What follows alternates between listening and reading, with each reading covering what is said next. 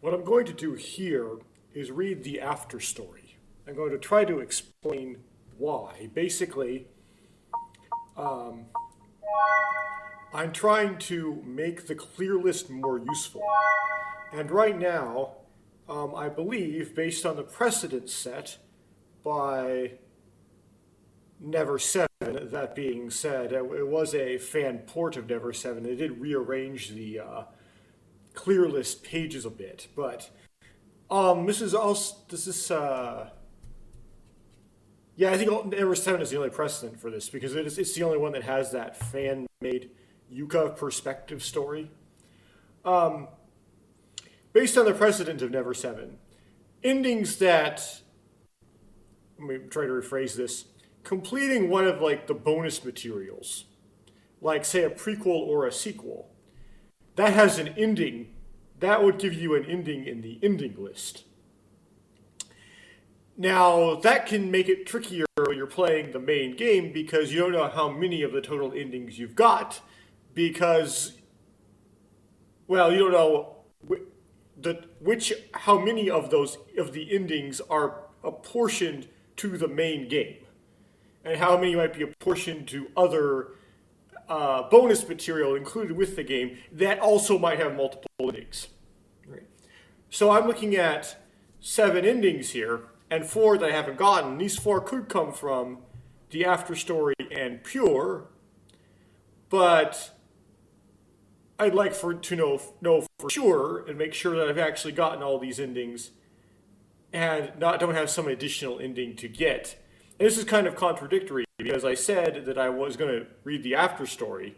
Well, if I run to read the after story, that might spoil things if I haven't already gotten all of the endings. But this is kind of going on this, I'm 90% sure, maybe 85% sure I've already gotten all of the endings. And so if I did get all the endings, then it should be safe to read the after story, not get a bunch of spoilers. And that helps narrow things down. Now you go, okay, well, you want to play Pure and the after story. Answer is yes. However, I know that Pure has choices in it because I accidentally started on Pure and in the very first recording I made. If Pure has choices, then it's very likely that Pure has multiple endings. And I expect Pure to be rather long because at one point it was actually sold as its own separate piece of media. It could be a game, like enough to be considered a game in and of itself. Although I would assume it's still much shorter than the main game, it's still going to be long, right? So, and it's going to have multiple endings. If I do Pure first, the after story ending might make it more or less clear. I don't know whether or not I got the endings in Pure or not. Whereas the after story, it's kind of like an easy pick-off, a low-hanging fruit. It probably only has one ending.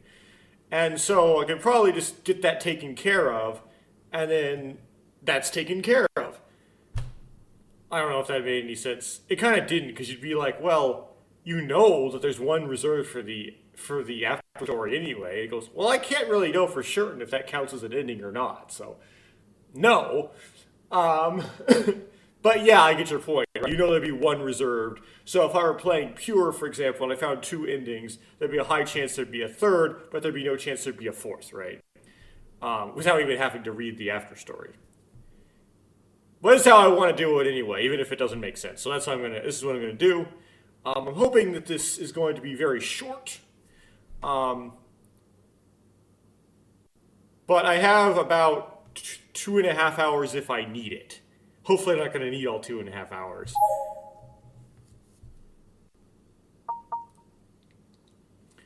So, here we go. I haven't played this in a while, so there might be some sort of rustiness that crops up here. I'm not sure. Oh yeah, I know one way rustiness will crop up. I need to have Google Translate open, just in case the offline translator gives me a weird translation, which it does sometimes.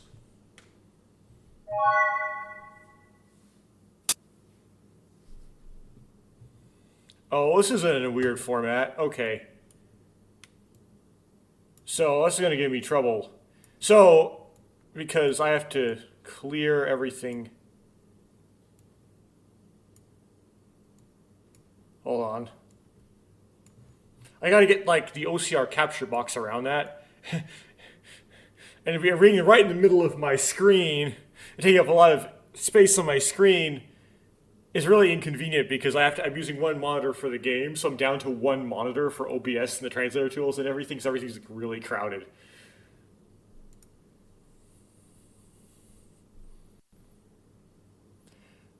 I only have two monitors. As a high school student, Tomoya Mikami usually acts cheerful, but also kind of rude and informal and stuff. But when autumn comes, he always feels like he's possessed. Let's see what Google Translate has to say. Okay, Google Translate says he becomes depressed. And we sort of saw that in one of the endings, and I forgot which one. Tomoya always becomes depressed when autumn comes. It has to do with that's when he encounters a time of year in which Ayaka died.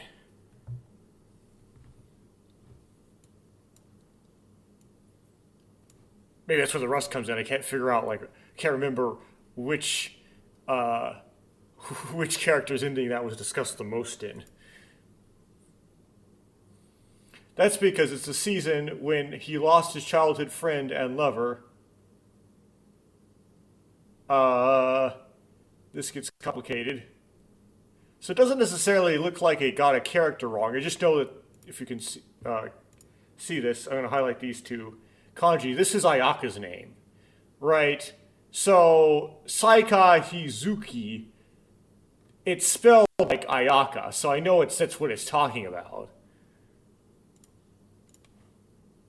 Let's see what Google Translate does. Oh yeah, okay. It says Hizuki Ayaka. There you go. Okay, so just like I said. Oh man. Okay. It has to do with my setup. Nothing to do with what the text says. Got it captured though. In response to Tomoya, the cheerful personality of his equally childhood friend,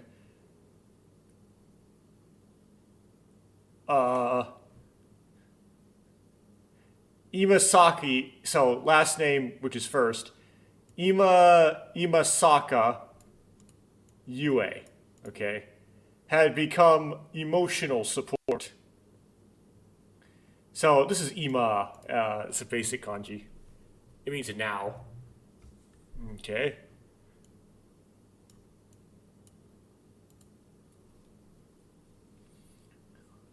Tomoya felt his heart was being healed by the carefree smile of the one person who could fight but couldn't leave him alone.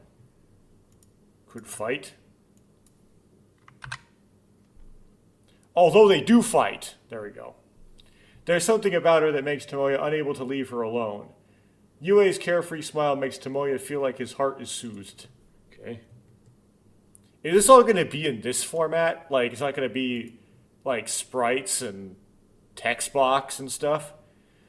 One day, Tomoya's heart was revealed to him by that simple smile. Okay. So I guess this is kind of going off of the Yue ending. There isn't some other golden ending or something. Tomoya didn't know how to respond to Yue's feelings, which are more like a troublesome little sister than a lover. And he couldn't come up with an answer because of what happened to Ayaka. Again? Where did the again come from? Tomoya didn't know how to respond to Yue's feelings, who were more like a troublesome younger sister than a lover, and with Ayaka also at his back, he couldn't come up with an answer. Okay. And that was the Yue ending. However, Tomoya realized that Yue was growing bigger and bigger inside him, and that she was the person he most wanted to cherish right now. It was like taking up more and more of his insides. One rainy night, He embraced her and pressed his lips against hers. Well, that suggests the low version of the Ayaka ending. Because I don't know if they kissed in the high. I don't remember. I have to look through the CGs again. I don't know if they kissed in the rain in the high version. In fact, I don't remember if they kissed at all in the high version.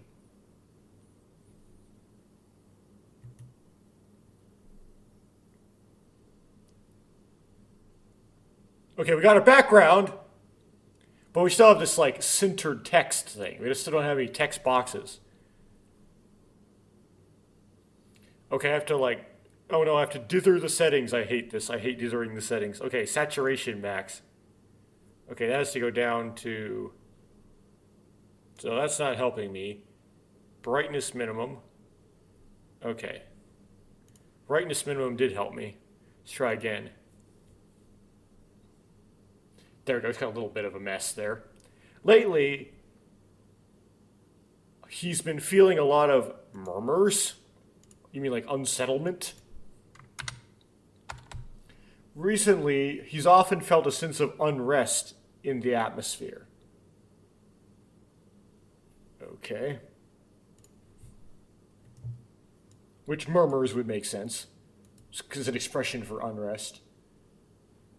We still have to mess with the brightness.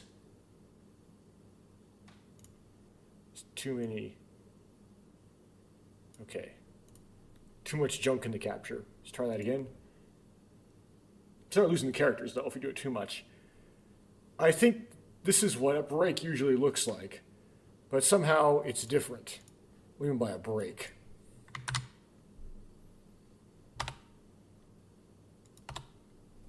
I thought this was how break time should normally be. Okay. But somehow it felt different. So this is like a passing period, but for the teachers, because it's in Japan, right? Where the teachers change classes and not the students. Let's call it the excitement before the festival. Okay. Okay, so I see the word in katakana, tension. I see tension. Which to Japanese people doesn't mean like tightness. Like, it means energy or energeticness for some reason. In other words, it's the time to get the most tension. Wait, what? Come on, translator. Most tension then, it doesn't make sense. That does not, that phrase doesn't make sense. In other words, you could say this is the time when the excitement is highest, even more so than during the actual event. No comment? Oh no. Okay. I have to do this in the recording. Whoops. Not that. This.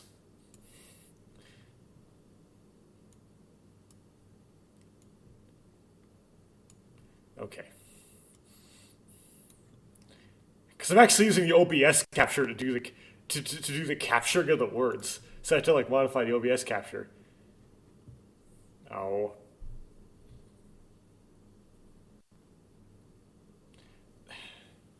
So it starts out with a 3, and it turned into a, well, might have turned into a mi katakana. While thinking about such things, oh, okay, that's just his last name. Mikami Tomoya sat in his seat and stared blankly up at the ceiling of the classroom.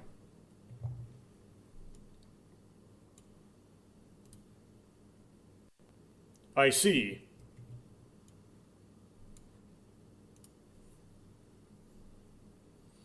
The unease or restlessness is like the exhilaration of everyone's feelings becoming one. Okay, drag this back up.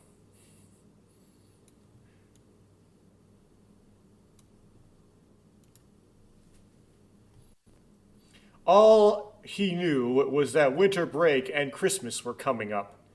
But Tomoya wasn't very good at writing in that mood.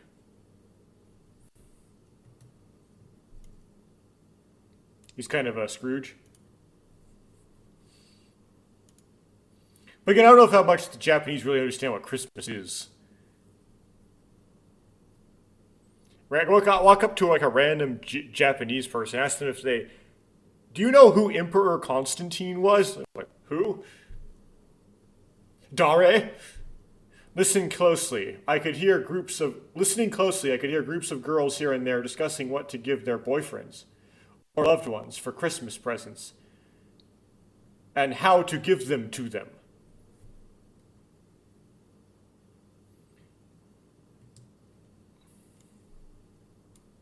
Yeah, this is a weird thing about like Japanese, where on Valentine's Day, the girls give the boys chocolate. Now there is a day later where it's the other way around, but on the day, Valentine's Day, that has the name Valentine's Day, the girls give the boys chocolate. It's weird. It's weird in fiction to read about girls discussing what to buy their boyfriends. I'm sure that the boyfriends buy the girlfriends stuff too.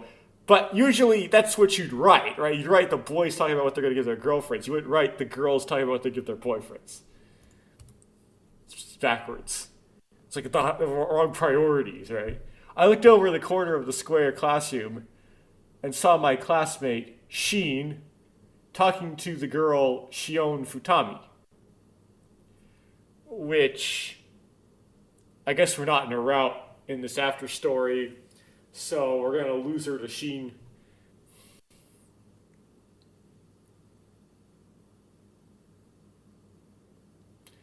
I can't understand. I don't understand how Shion could stand Sheen. But whatever's canon.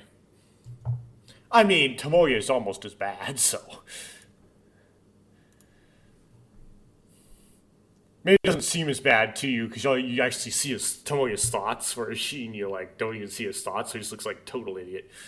As far as Tomoya was concerned, even among the boys in his class, she was the kind of guy who was the best match for him. But if anything, he was more of a bad friend.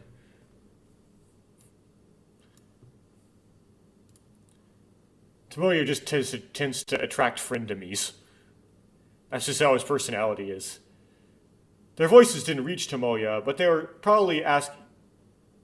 He was probably asking her out on a Christmas date or something. Whoops. That's how Sheen's date asking is going. It's not something you can drop. It's impossible.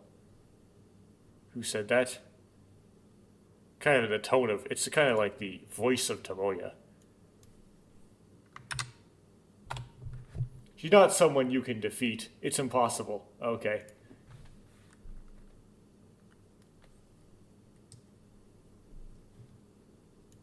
Well, there's a route where you pull it off, Tomoya. If I understand what you mean by defeat. Just as Tomoya murmured, Sheen, who seemed to have gotten a few words back from Shion, slumped his shoulders.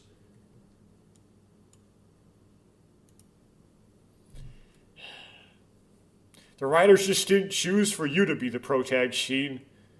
Life just so unfair, isn't it? Judging from the look on Shion's face and someone else's neck, she gently refused his invitation. Oh, there's an E stuck in there. Okay, so what is the E supposed to be? Ka...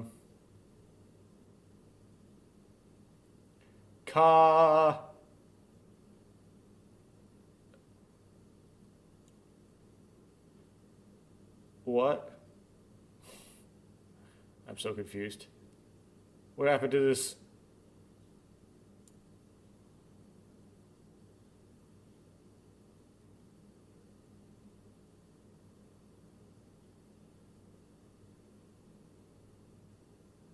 Oh man, it's like completely bad. Okay, that's like it's like it repeated the same thing again.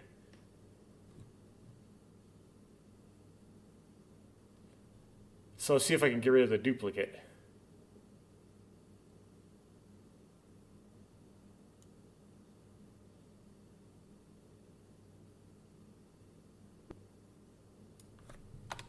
Okay, I think I got it. Judging from Shion's expression, she didn't look too stern and gently declined the invitation.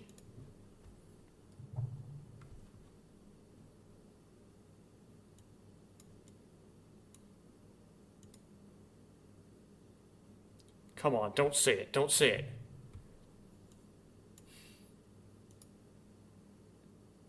Tomoya's face relaxed a little at his bad friend's failure.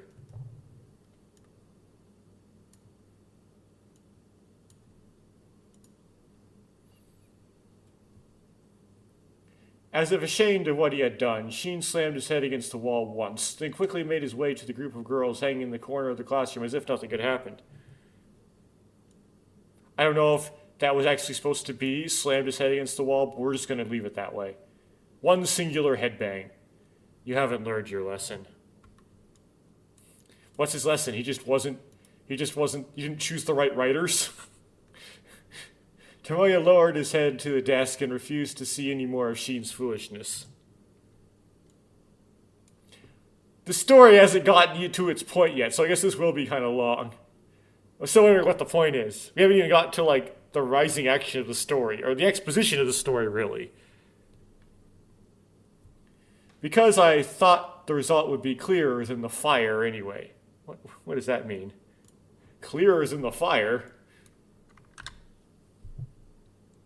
I figured the outcome would be obvious anyway. But yes, the kanji for fire is in there, but it's part of what makes up the meaning of obvious somehow. By the way, how do you say fire? Similar to how you say strength, it's ka.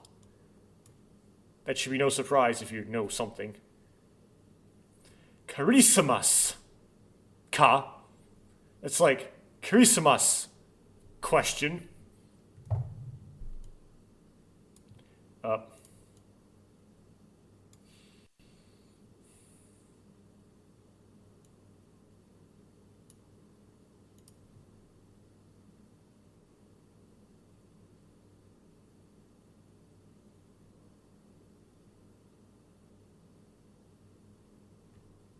I don't know what I'm doing. Okay, sorry about that. As I thought, or should I say, absolute? Do I have to do anything with Yue, my lover too? Tomoya wondered.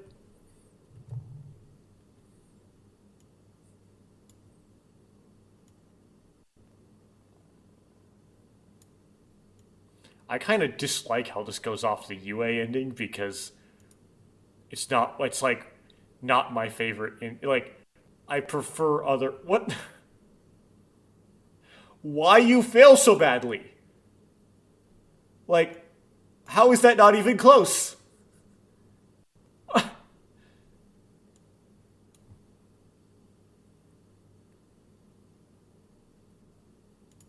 Why is this line all cursed? Okay, try translating that. Capturing that. Oh, okay. Let's fix the block problem. There's nothing I don't want to do, but I don't have a clue what to do.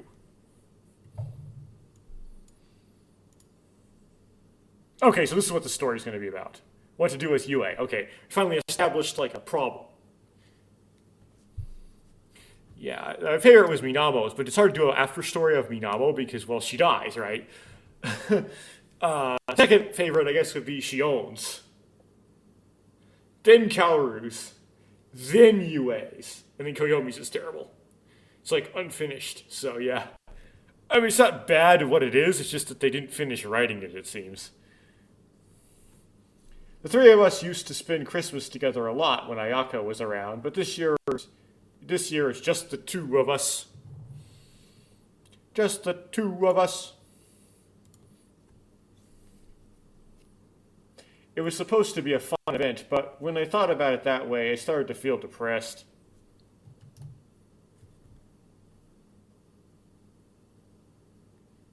Well, it has something to do with time, because there's the time kanji in it. And you should pay respect for it, whatever it is. Oh, sorry to keep you waiting. The teacher finally arrives. Just then, she appears in front of Tomoya with great force, as if he had jumped down from the ceiling.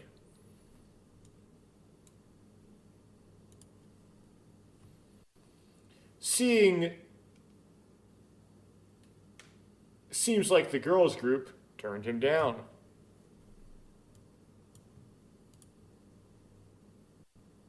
Oh, it's you. I didn't wait or make you wait. Or you didn't make me wait, or just I wasn't waiting for you. Basically, is his point. Tomoya looked up with a disinterested expression.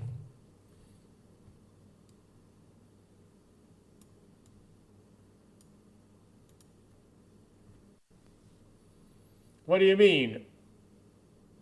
What's wrong? Even though your best friend is inviting you to lunch, you're heartless. Uh.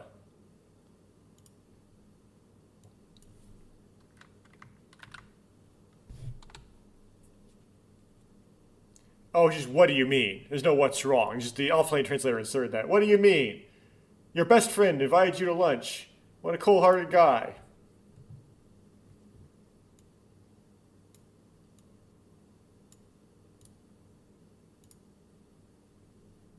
Contrary to his tone, Sheen's face was smiling.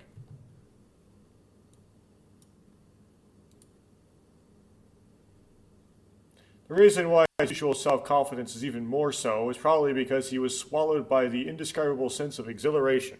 At what? I would have crawled into my turtle shell hard. Put it another way, you could say I was hit by the poison. He was hit by the poison of Christmas.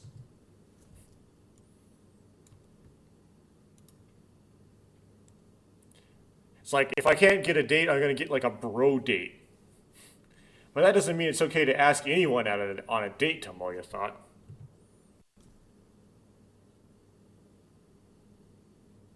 Okay. What? Are wa... Hore. Hore is the starter trying to say something. This may not translate well. I'm just,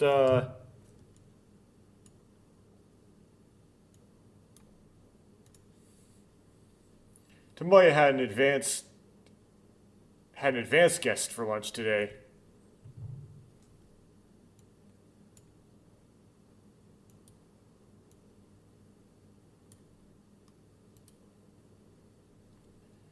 I was about to say that, but Sheen stopped me with a wave of his hand.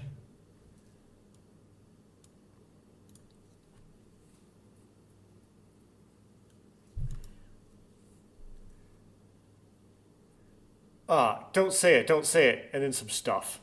Let me see if Google Translate doesn't goof up. Don't say that. I can't hear you. What good does that do, Sheen? Tomoya's just not going to show up. He waved his hand exaggeratedly, and Sheen yelled loudly as he covered his ears with his hands.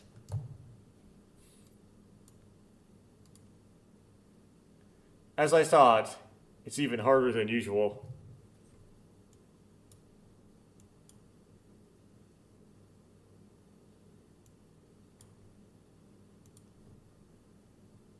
I haven't said anything yet.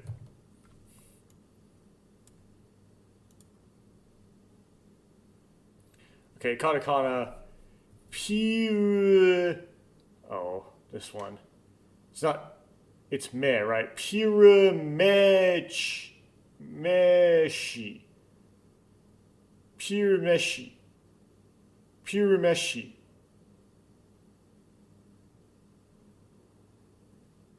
Well, the translator didn't know what to do either because it just has to translate it to hear Macy. Heel Macy. What's that? Heel Macy. Okay. Yeah, you don't have to be holy to know.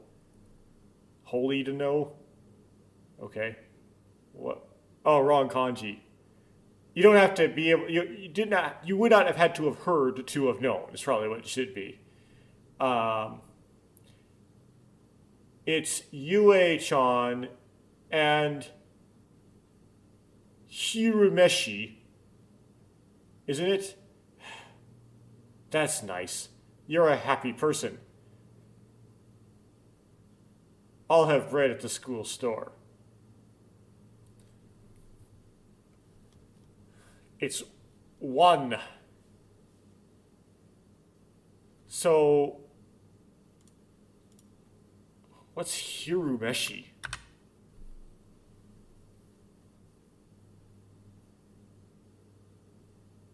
Google Translate doesn't know either.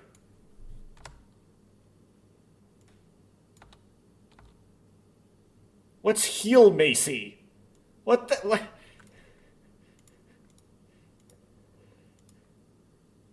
Hirumeshi. What?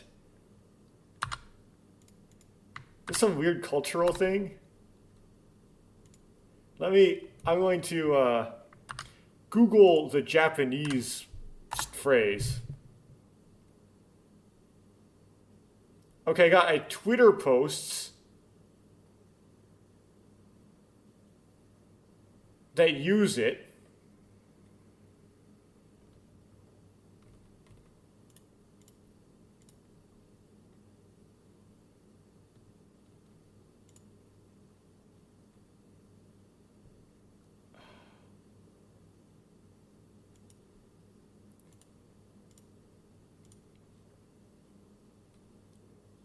Huh.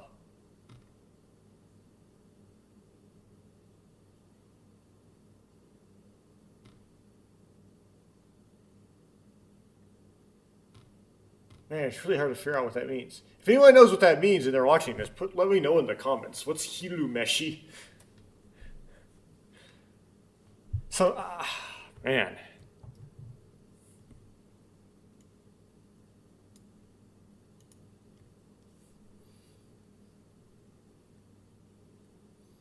I don't know what's in Sayumi-san's.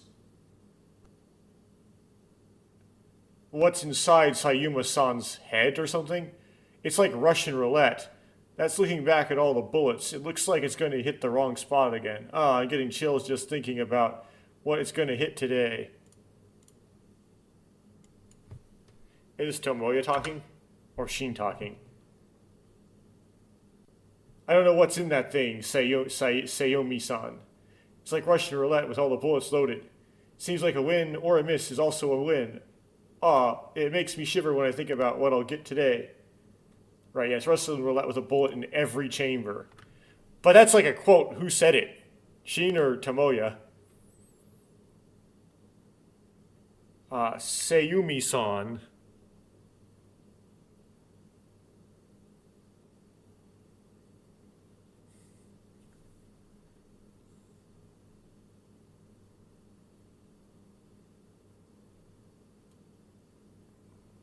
For some reason, I'm blanking on that's actually Yue's name. It's kind of funny. I don't really have my notes anymore.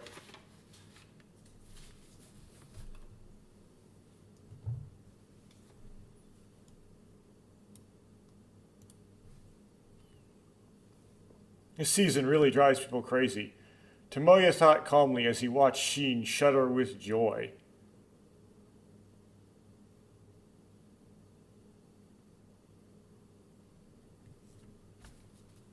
Hold on, I'm going to pause the encoding while I deal with this.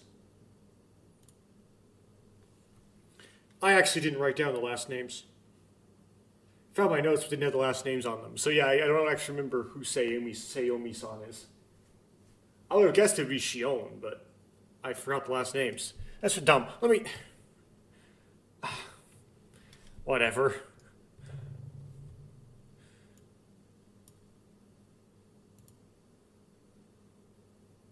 Are you an M? If you don't like it, you can eat somewhere else.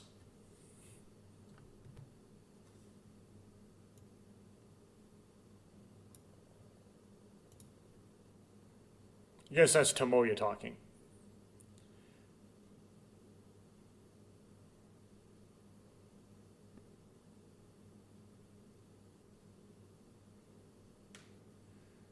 Oh, Sayumi-san is Koyomi. Okay. You idiot, you can't meet Sayumi-san unless you buy some bread at the school store. This is what they call a Buddha in hell. You can't eat bread or eat somewhere else.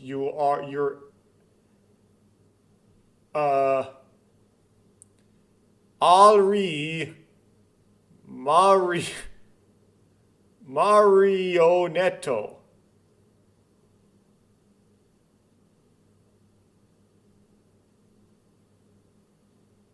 Okay. Okay. I was totally misunderstanding, but he's talking about I don't know what I'm going to get with Sayumi-san when Sayumi-san sells me the bread, right? And what kind of bread she's going to sell me, right? Um, he's like, if you don't like it, you can eat somewhere else. I can't eat somewhere else in order to buy the bread. I have to go through Sayumi-san. And yeah, and Sayumi-san, it's always like she has a loaded gun, it's like Russian roulette with a bullet in every chamber. You mean if you don't buy bread at the store, you won't be able to meet. Say, oh, well, it gets it reversed in Google Translate. Okay, Google Translate messes up there. This is what they mean by Buddha in hell. If you can't eat bread, eat it somewhere else. Are you? Yeah, what's Ali Marionette? I don't understand these references. Ali Marionetto. Your Japanese is definitely weird. And it's Marie Antoinette. Okay, so he's saying, let them. He's saying, are you telling me let me eat cake? Is that what you're saying? I get it now. Okay.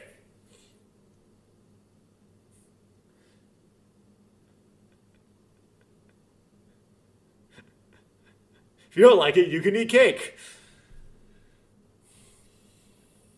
Okay, I finally understand all this. You see, it's hard for me to understand if it's a mistake or not. I just assume it's something that's like I don't understand. I don't understand the language. That's right, it's Marie.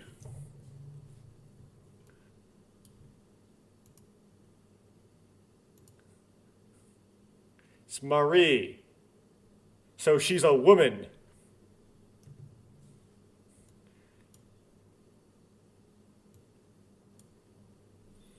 If you're not familiar with that, when Louis XVI was King of France, um, he had a foreign wife from, I don't know, it was like Austria or something like that.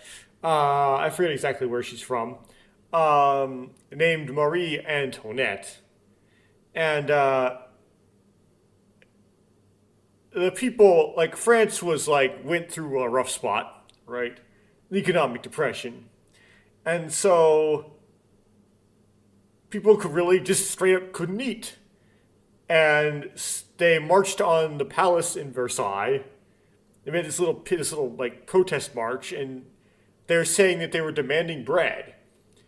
And for some reason, the staff of the palace did this stunt where they put out this, like the fancy bread products from the palace kitchen, like out in this like setup for like some people to take.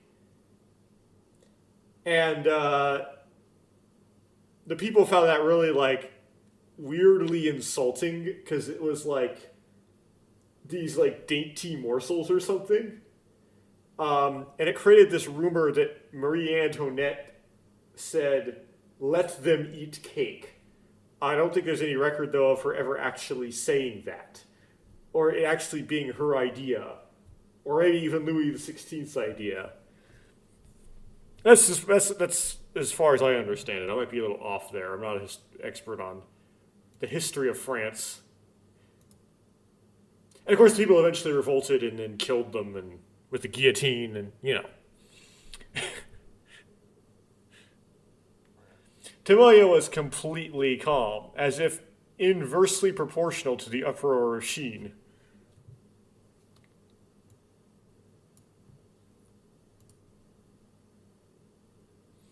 Even I realized that it was caused by the fact that I was still clinging to it in my heart. Clinging to what? Sayumi-san? I knew even myself that it was caused by the thing that still lingers in my heart. Okay. You're distracted. That's why you're not getting like, okay, that's UA. That's why you're not getting all like upset by Sheen. Tomoya, do you want to eat lunch?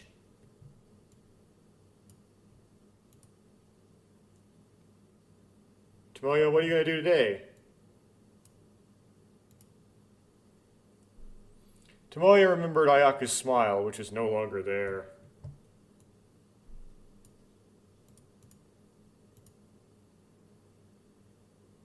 No, no.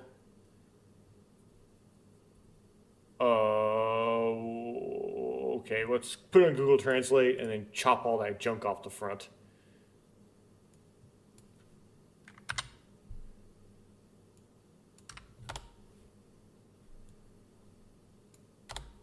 In the past, Tomoya would have flashbacks of her, even though she was no longer there, and he often found it difficult to make as much noise as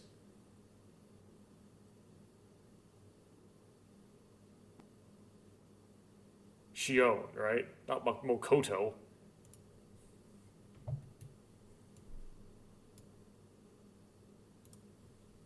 Yeah, go, why you say not Mokoto? Because you can't see the Google Translate window, so you didn't realize the Google Translate rendered it Mokoto. Anyway, there's much noise as Shion. Even so, it's become a big deal now.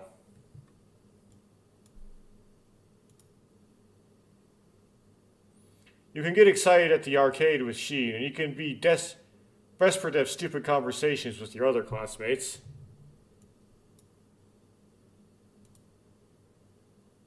That's probably thanks to UA.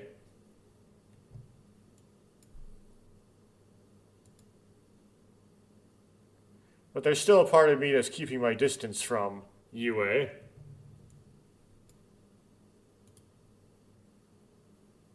Anyway, you're late, UA-chan. Where'd you go? He would say to himself. Like my own girlfriend, Sheen glanced at the clock hanging from the classroom. Like she was his own girlfriend, Sheen glanced at the clock hanging from the classroom. Oh, he was talking about UA? Okay. New CG acting like a background. Let's see if I can hit B. Yes, I can, but I can make it just that, but it's the background brightness. You'll notice like the CG came in bright and then it dimmed into a background. So let's maybe it'll be full brightness in the gallery.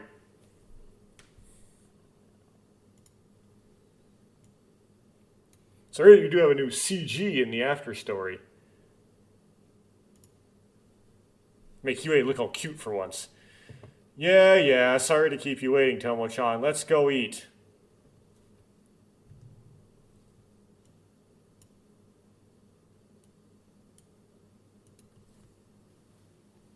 Oh, that's junky. Okay. As I listened to Sheen's complaint or something, UA giggled and showed her... Okay, this is just not going to work. Or...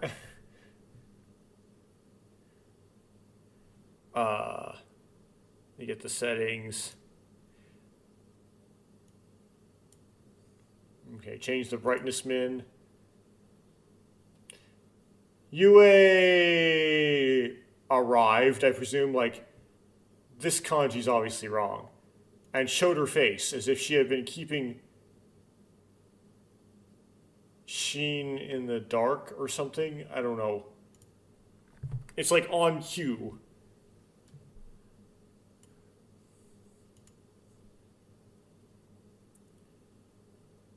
The same unmixed, 100% pure smile as always. Is that where they got the idea for naming the prequel Pure? I don't know what the prequel's going to be, but I'm guessing it's like Kid Mikoto, like picking between Ayaka and Yue, like at the start, and that's how there's like multiple endings. Like you do like a complete alternate universe where like Yue is like the original girlfriend. I don't know if Yue would die in the car crash. If this was Never 7, yes she would, because the girl you choose is the girl who dies. You're late. Jeez. Sheen put his hands on his hips and got angry. Why Sheen, though? But his face was smiling. I'm not Sheen-kun. Tomo-chan can go eat. I can't do it with you after all. Yes, I'll go to the school store lonely. Sayumi-san, wait for me. I'll be there soon. Okay, I try to piece this apart. So Sheen says, geez, you're late, to Yue. Sheen put his hands on his hips and got angry, but his face was smiling. And then Yue says, I'm not, as I'm not late, Sheen-kun. Tomo-chan, let's go eat. So that's Yue.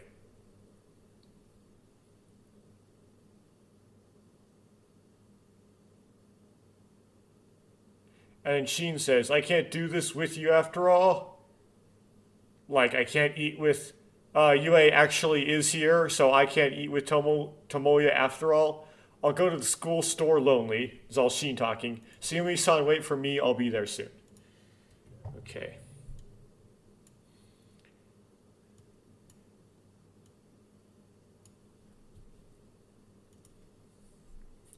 Figuring out who's talking is hard. Like, ugh. Like, don't you read books like that? Yeah, but for some reason, like, I don't like it even when it's in English. I struggle when, like, the dialogue doesn't say who's talking in an English book. No sooner had his shoulders slumped than Sheen skipped out of the classroom.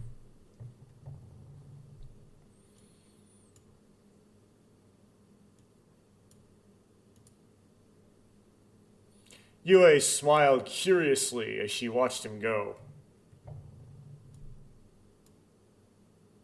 What's wrong, Sheen-kun? She says to Sheen.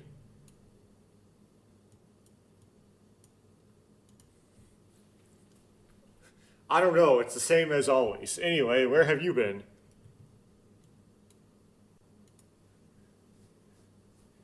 Yue smiled as if her face had crumbled, as if she had been waiting for me to say that. What? I don't think it's smile. Is it? What is that kanji? Do I have it here? Yes, I do. I forgot that I had it. Okay. Sorry, the previous time this kanji showed up and it got messed up. I didn't fix it because I forgot I had it in a text document. As if she had been waiting for those words, Yue's face broke into a smile.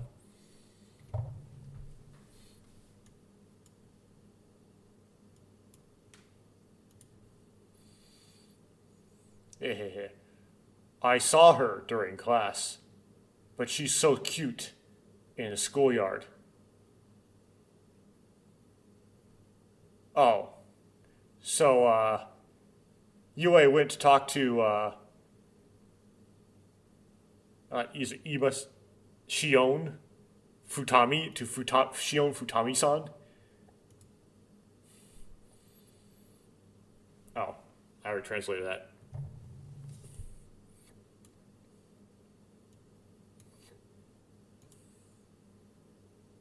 Wait, Tomoya interrupted Yue, holding out one hand. I mean, Yue is kind of friends with Minamo, right? But is Minamo still alive?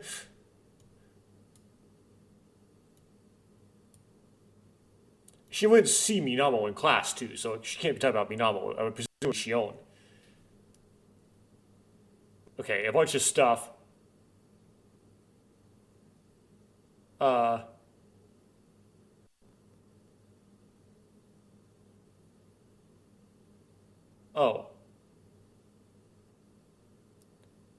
Pyeonpyu.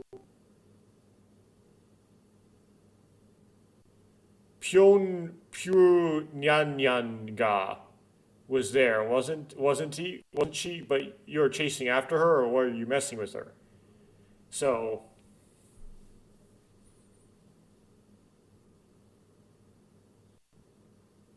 Pyeonpyoru Nyan.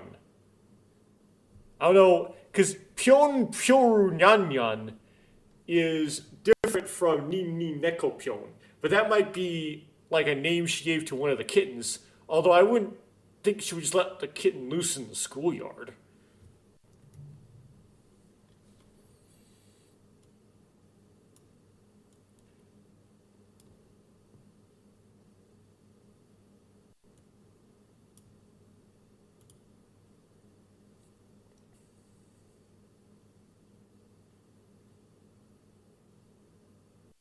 And then she says, "You're wrong. How many times do I have to tell you to remember me as a cat girl?" What? No, it's cat. How many times do I have to tell you that?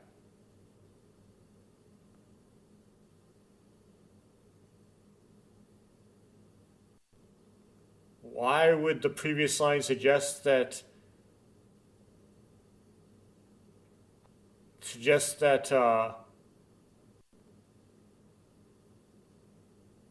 it's not a cat?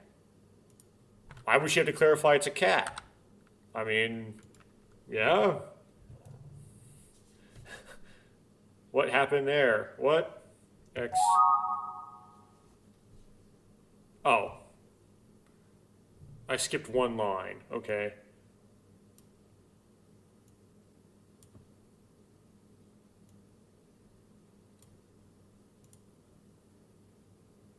Tomoya interrupted Yue with another wait.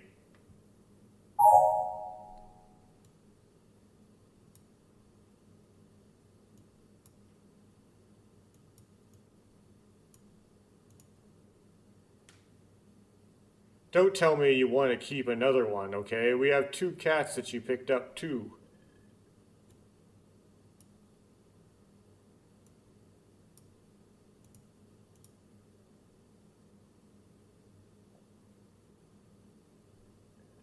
Like, you can't, can you?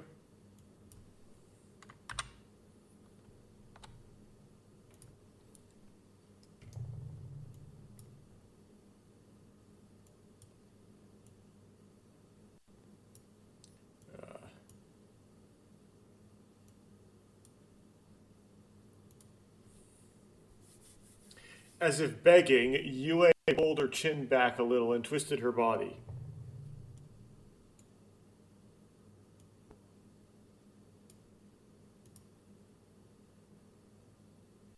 Even this pose, which would make any other boy want to immediately say, okay.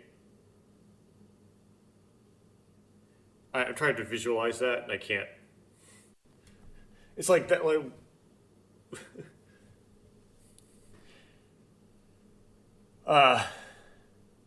meant nothing in front of Tomoya, who had known her for a long time. Okay. Do like a sexy pose or something? No. So, where's the cat?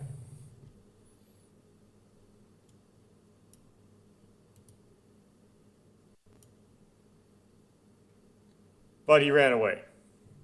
Is that what Yue said? Yue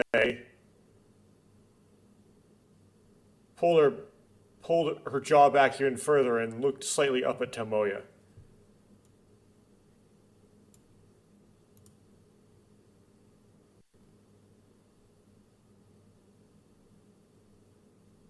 Well, you can't tell me that after you chased her, it. In any case, Yue, come on, let's go to the cafeteria. We're running out of time.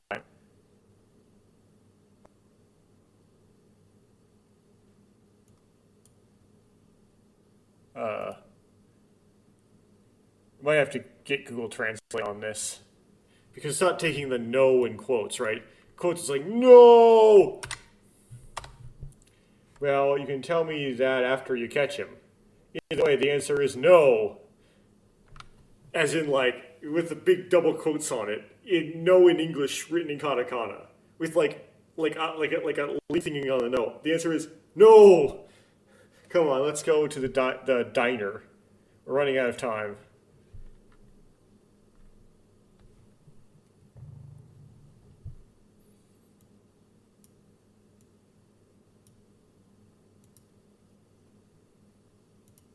Tomoya stood up and put a hand on Yue's shoulder with a plop, but she hastily pulled it back. Oh, what's wrong?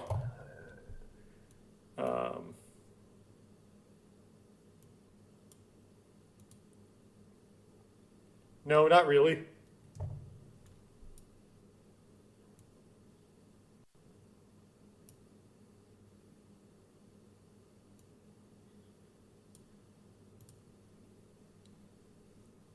It's probably common knowledge that the two of us are dating, but I don't know how the people around me see Yue.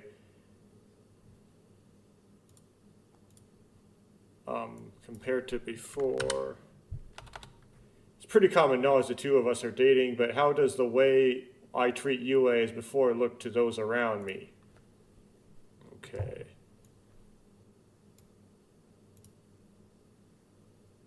The thought made it impossible to interact with her naturally, and Tomoya felt awkward.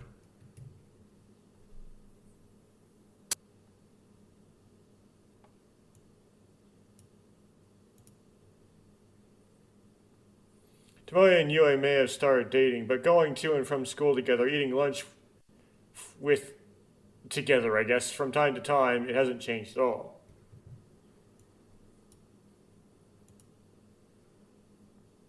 We didn't do anything special just because we were lovers, which means you kind of already were. Oops. Well, everyone thought they were dating before. Are you really okay with that? Is that how it usually goes?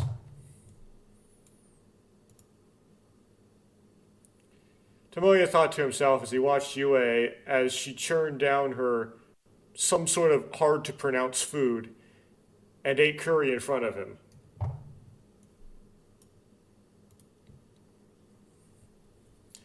Don't eat in a hurry.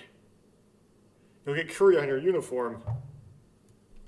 Oh, I would get curry on my uniform regardless. Mog. Which is like a eating noise, right? I won't wear it. You mean I won't. I won't wear it. Which I presume means I won't wear the curry. Yue smiled as she said that and continued to bring the curry to her mouth.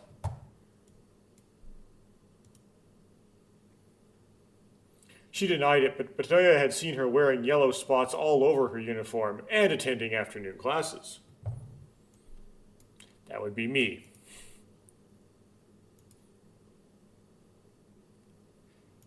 Whoops. No, don't do that. Okay. Still, it's the curry here. Is the curry here too sweet? It's not sweet. It's probably really sweet. Well, that's kind of contradictory. I mean, you're like, not sweet, but really sweet. Okay. It's not sweet, it's too sweet.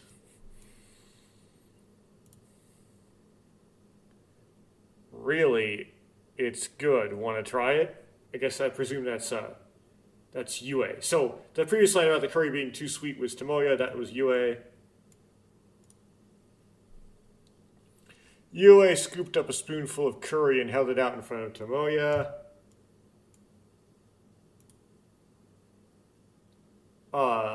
Yes, so it's on shite hai. On, I don't think has a translation, just like, give me it. Tomoya shook his head. Oh. But said yes. Hai means yes, though. What? I've heard of saying no but meaning yes, which makes it's something that Eastern culture should like get rid of because that makes things really problematic in some situations. But saying yes and meaning no, what I presume what they did is when they do the declination, is go, oh, that's a little, right? They don't say no, don't say yes. I mean no. I've eaten it before, so it's fine. That's enough.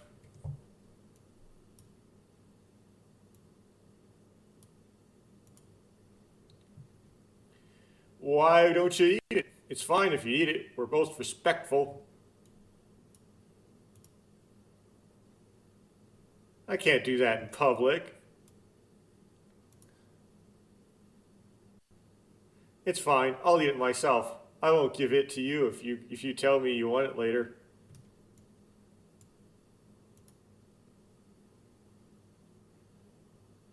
I won't say. The other menu items are so-so, but curry is the one thing I can't do. Oh, okay, so he just doesn't like the curry. Even though the curry is the most delicious. Can't eat your curry even though curry is the most delicious? Just too intimate looking when you eat your girlfriend's curry as opposed to her sandwich or something? Huh? It's your tongue that's weird, isn't it? Do you really understand the definition of curry? I don't. I presume it's like an oily sauce with spices in it. Because that's what it seems to taste like to me. You typically put it on meat or noodles. You understand too, Tumbo-chan. Mog. Yeah, it literally says mog. As long as the food is good, it doesn't matter if it's spicy or sweet. Well, yes, most people care if things are good or not, not if they're some other thing or not. Usually that correlates with being good or not. Yue was concentrating on the curry as she answered Tomoya's question.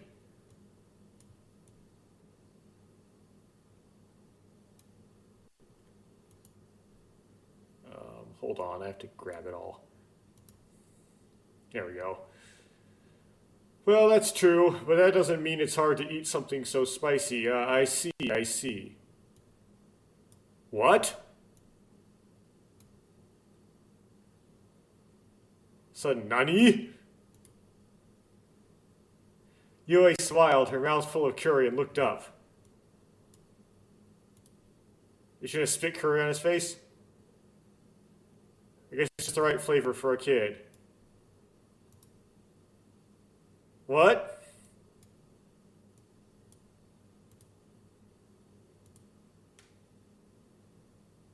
Yue smiled so loudly that it felt like white rice and curry would fly out of her mouth. And Tomoya immediately backed away, still holding his own bowl.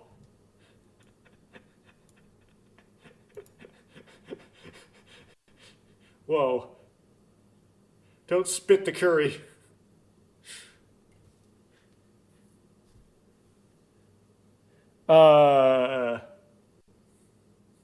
It says skip the curry, but should it be spit the curry? It'll stick to me too.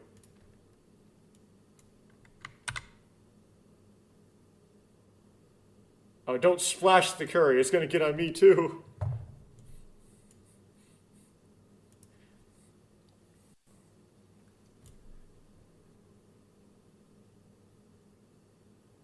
Tomoya gently sighed in gratitude as she watched Yue smile, her cheeks still puffed out, and close her mouth.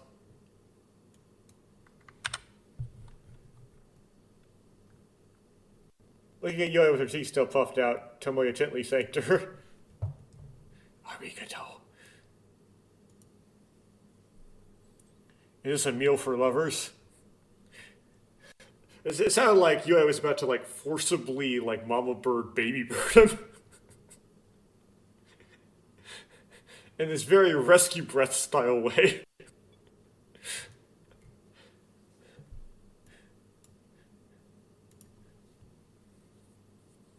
So even if I asked what was ideal, it was too vague for Tomoya to imagine.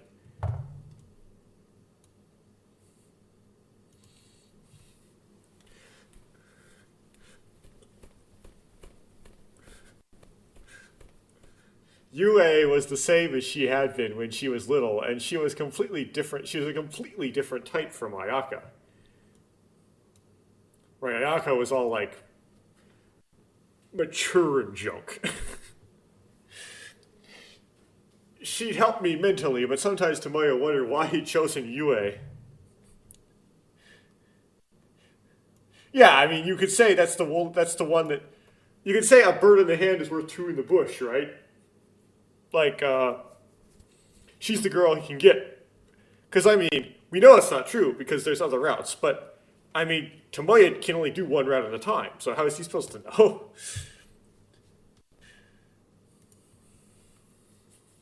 Finishing her meal, Yue downed her tea in one gulp.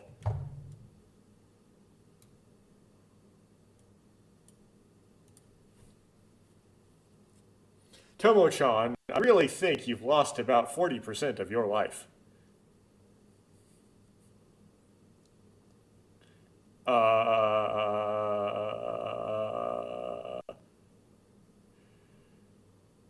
What? What does Google Translate have to say? Trying to find the. I can see the four. I guess 4 decades? Four.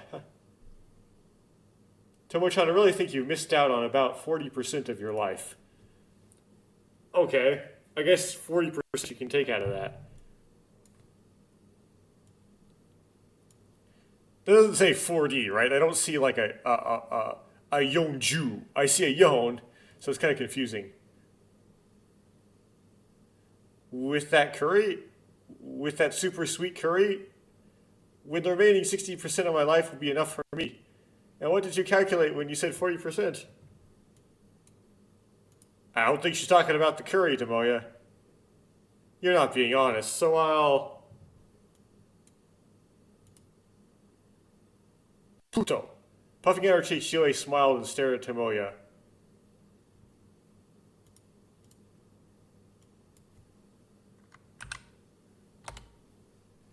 Well, isn't her mouth's not full of curry anymore, right? It's like she'd already finished the curry, then drank the tea. So what's this?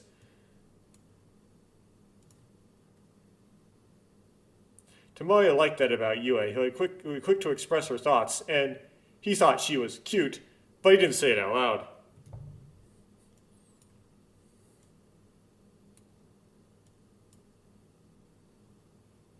Oh, why? Why did come on, give me it. Okay.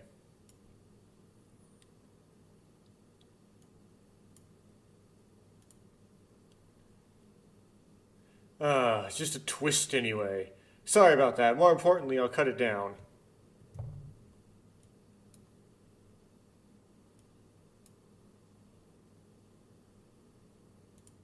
And then Tomoya goes, "What?"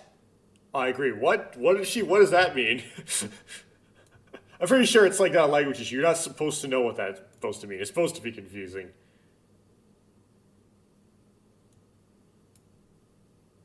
Okay. Gucci knows something. Something about my mouth. There's curry all around you.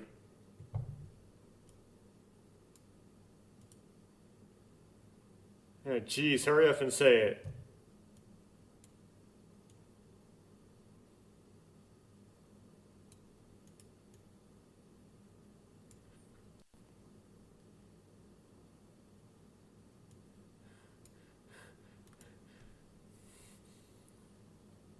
For a moment, Yue tried to put the sleeve of her uniform to her mouth, but then she hurriedly wiped the area around it with a tissue she pulled out of her pocket. Oh, it's just curry all around my mouth. Okay. Or all around your mouth, or something like that. As I thought, you are not a child. Well, who would put their sleeve in the curry? You said it again. You make me panic if you say it so suddenly.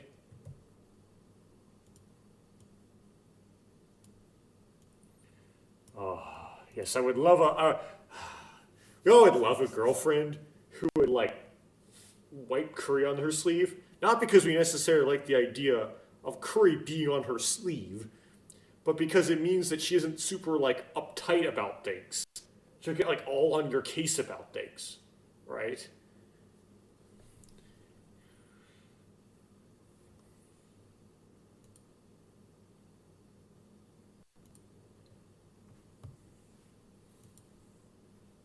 Why won't this do anything? Come on.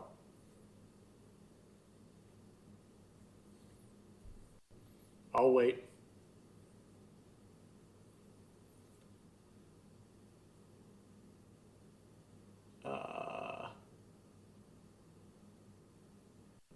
Do yori koshite yue o kara kate iru to ki ga.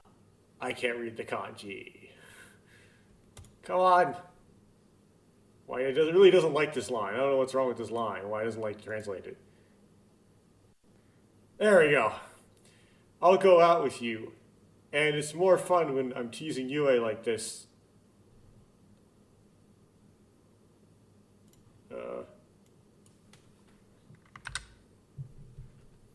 When we go out, I have the most fun. We have the most fun teasing each other like this.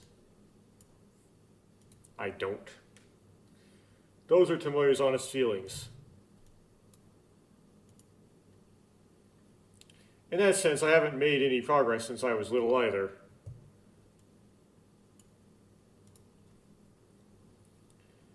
As he thought about something similar to a bitter smile on the back of his mind, Yue smiled as if she was expecting something, as if her mood had already improved. Is the moral of the story at the end just going to be yourself? A wry smile formed in his mind. Yue seemed to have cheered up and gave him a smile as she was expecting something. Okay. Hey, more importantly, Tomo-chan, we're almost there.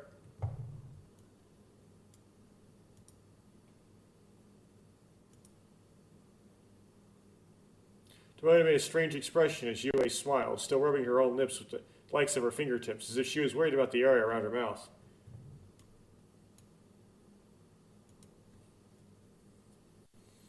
What do you mean, soon? Mom and Dad won't be back until New Year's.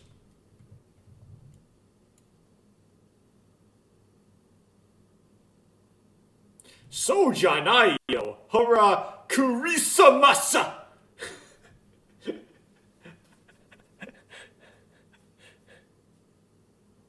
It basically means, not that, Christmas! They'll have the translator on it. That's not it. Come on, Christmas.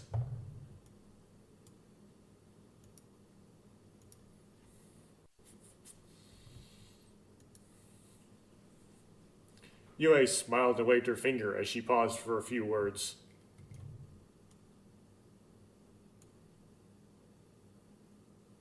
It's really awkward, though, if you break that up into syllables. Karisumasu! Seems kind of oddly natural to me now, though. Karisamas. Tomoya muttered to himself.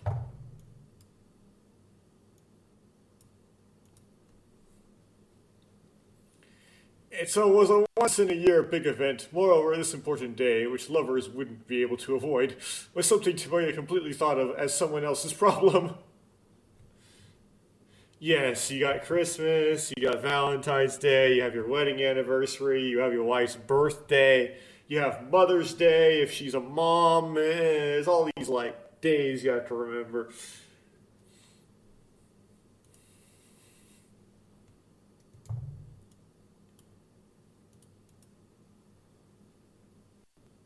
Hey, what are you gonna do?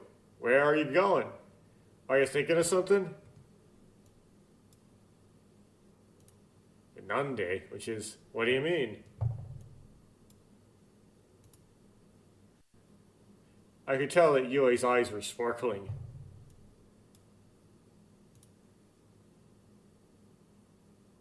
Could it be that Tomo-chan...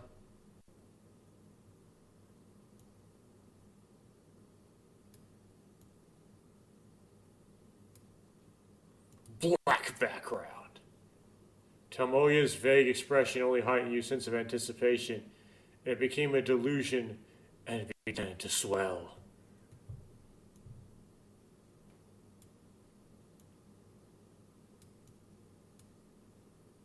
I don't know if to be honest with, like, my girlfriend or my wife or whatever the situation. It's like, no, I honestly haven't thought about.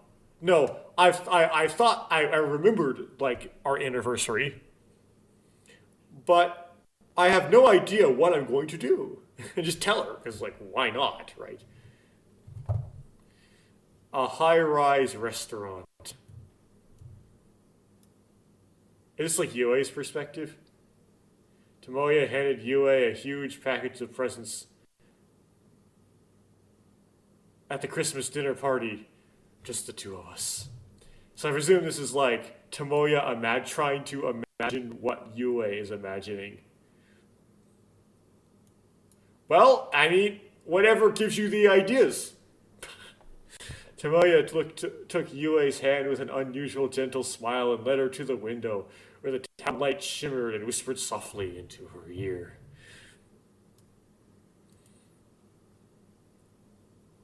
Merry Christmas.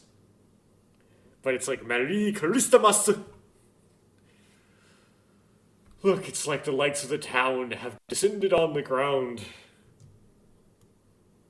Weird thing about Japanese stuff, like, as American, I never really, like, appreciated the beauty of a city, right? That's not the thing Americans do.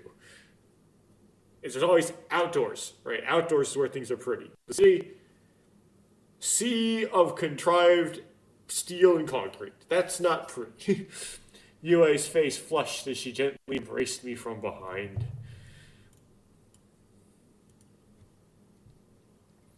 No way, Tomo-chan.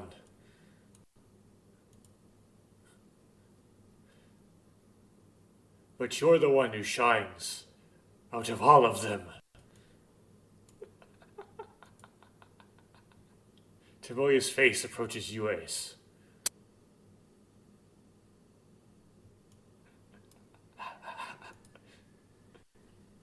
Just kidding. Jeez, Tomo-chan, you pervert.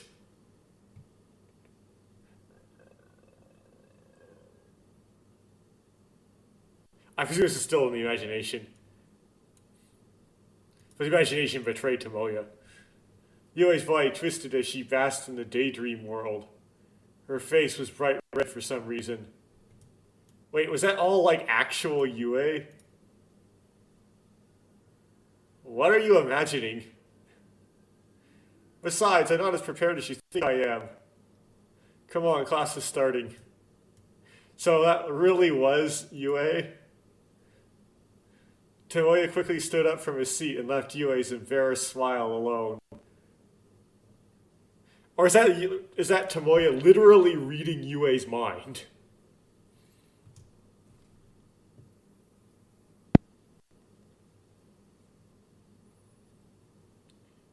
Man, it's over an hour. It's already longer than I hoped it would be. Or not even halfway there, it appears.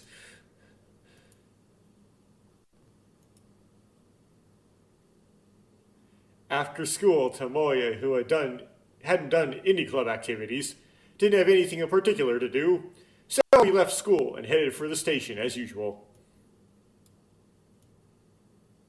This is where he gets help from another character, right?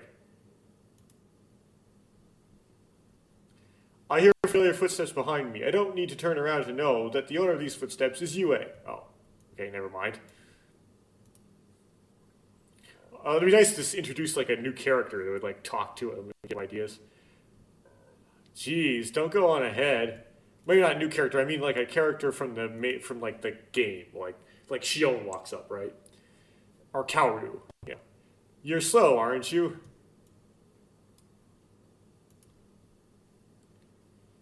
Tomoya chuckles a little and looks behind him. Yue laughs with fear on her shoulders. She must have run a lot.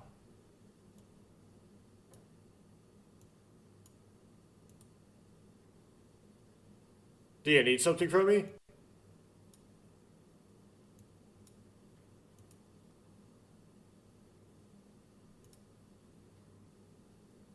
Yeah, I ran here because I had one.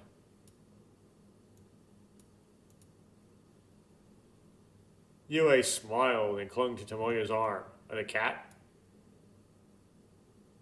Oh, I get it. The cat. What for Christmas? The cat. Tomoya's heart skipped a beat for a moment at Yue's sudden action, but he quickly shook his arm off. Why would you shake your arm off? She's your girlfriend. Stop it, people are watching! Oh, I get it. Okay, well, I still wouldn't. What's wrong with that? It looks like we're gonna lose anything. It's not like we're gonna lose anything. Oh. It's like Japan, where like high school kids are not allowed to date or something. I won't lose anything, but I'll have a lot to lose. What does that mean? In this context? I look around to see students from Sumiku Academy whispering to each other when they see Tomoya and Yue. Ah.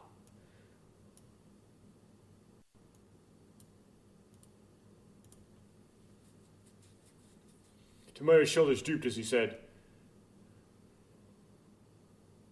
uh,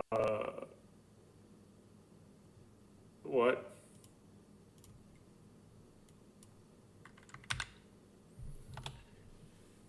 It's gonna be some weird miso, Tomoya thought, shrugging his shoulders.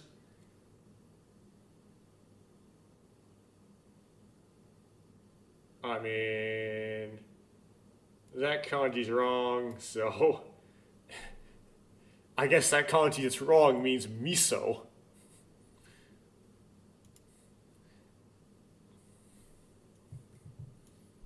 What the right one is, means I don't. What the correct one means, I don't know. My OBS clumsiness comes in again. Okay.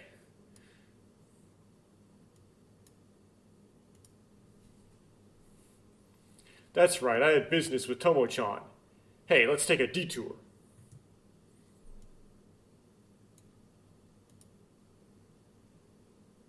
Hey. Yue tugs at. Yeah. Yue tugs at Tomoya's arm. Hey, why?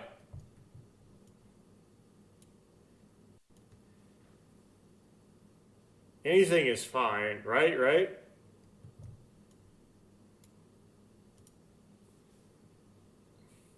Where are you going?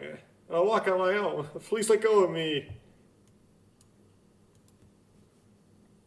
Thinking she might misunderstand again, Tomoya waved his arm. Or they might misunderstand. Nice place. I'll look forward to it when we get there.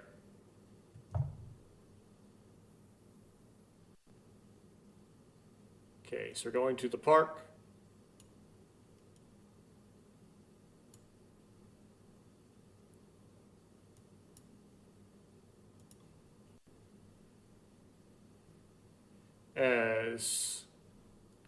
Okay, too much cutting here.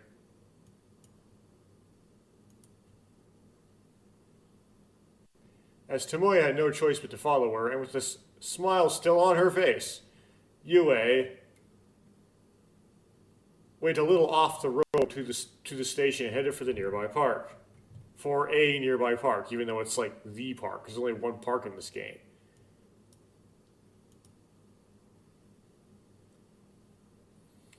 It was a familiar place to them, with a relatively large fountain set up in the center. Or at least the background is consistent with the text. Sometimes those things can get a little mixed up. Isn't there a park?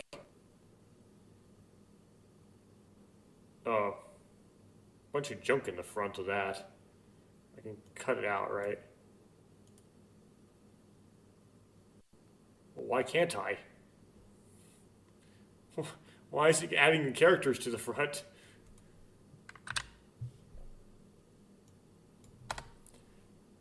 I could get that gaw off the end. Isn't it the park?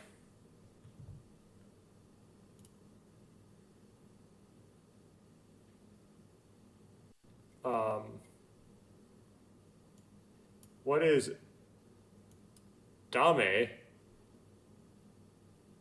Can't I? I'm trying to remember what Dame means. I don't remember.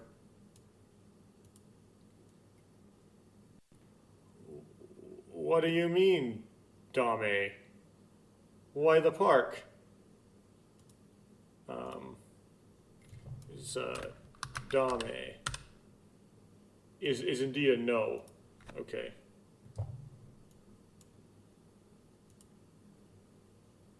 The wind blowing from the sea is awfully cold.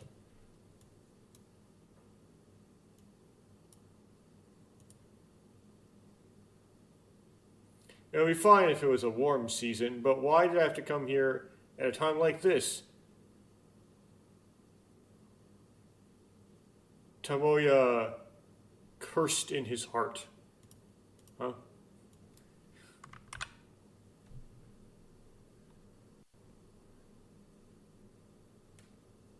Oh, there's a bunch of stuff in here. Okay.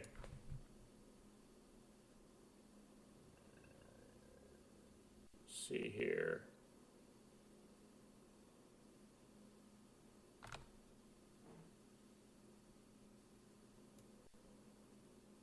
Okay, it's just Tomoya muttered in his mind. Okay, is the last bit. Not, he didn't curse, he just kind of, right? Why here in the cold? But Yue and Tomo-chan are dating, aren't we?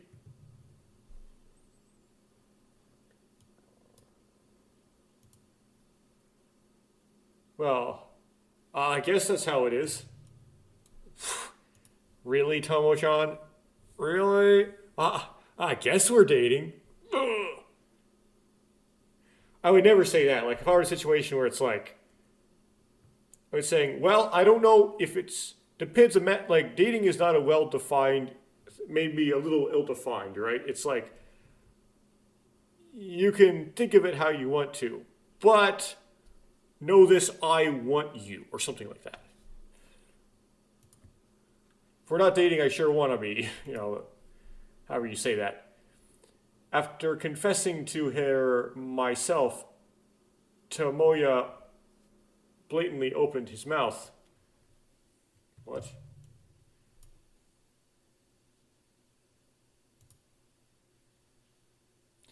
It really is a park for lovers, isn't it? He thought.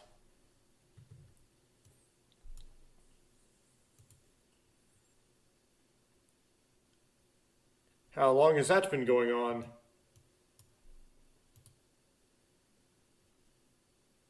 Earlier, ever since I left school. Okay. Began when I left school.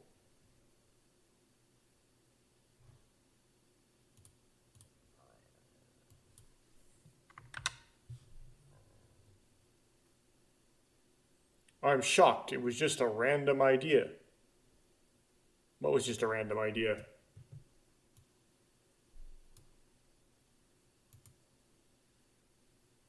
As soon as he murmured, Tomoya turned his back on Yue. Or who murmured, though? Who said that? Who said a random idea? I see. Well, I'm going home.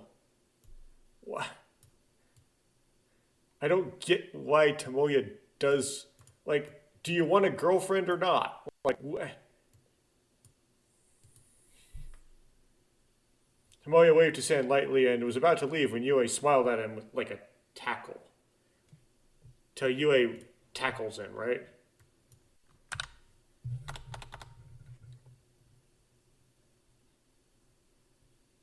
Oh, whoops. Waving his hand goodbye, Yue tackled him.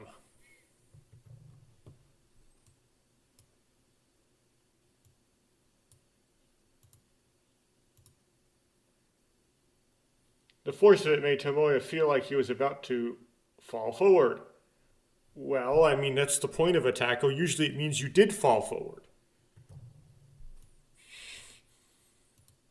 Otherwise, it's a failed tackle. No, you can't. It's just the beginning. Wow. It's dangerous.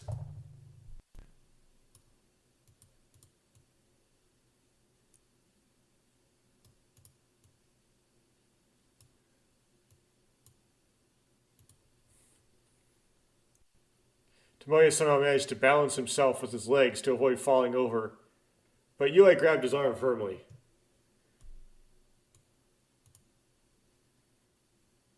It's fine, it's fine. Let's go for a walk, okay? Yue smiled and tugged on Tomoya's arm.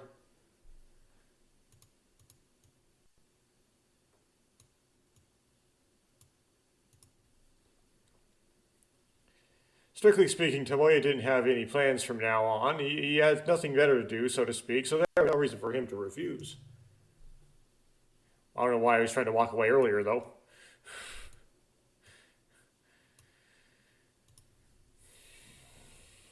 A walk, huh? On such a hazy day? What? What's with Tomoya? A walk? Yue smiled even more at Tomoya's troubled expression as she continued to do as she pleased. You're so lucky, Tomoya. You have somebody who's like, it's like not super mad at you yet. What's wrong with that? We're lovers.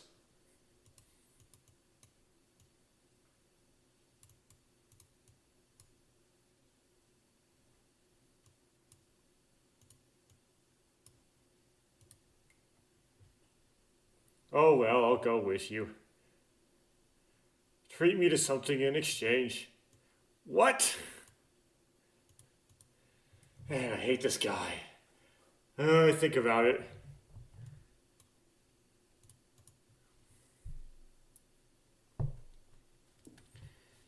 Yue let go of her grip and walked quickly.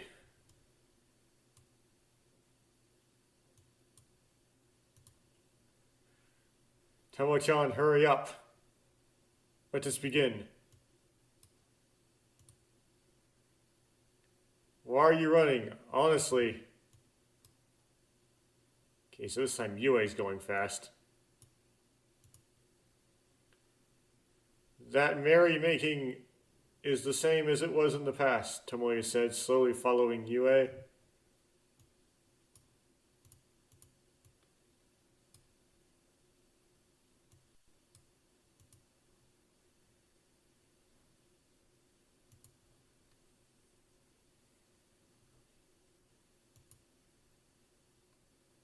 Oh. Yue smiled, again, as she made her way through the deserted trees. The leaves had completely dried up and looked cold, with light steps as if she was happy about something.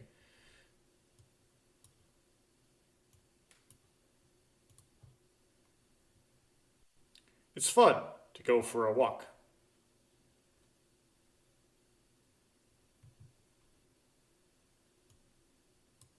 Soka, which is basically, is that so, right? But very informally said. Yeah. Okay, is that so?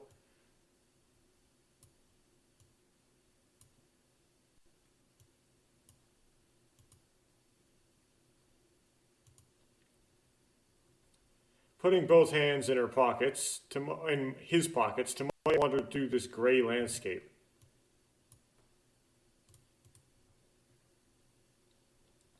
Tomoya watched Yue twirl around in front of him. She was like a parent escorting a child, or I was like a parent escorting a child. Or so I thought, but now is the season when not even children come to play. There is no one around. Yeah, so why would you be concerned about people seeing you? You still like cold? You're a man, Tomoya. Anyway, what's so fun about it?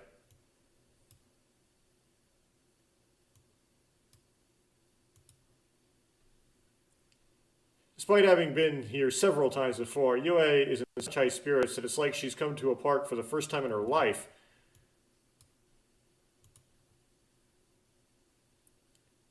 How can I become like that? Said out loud.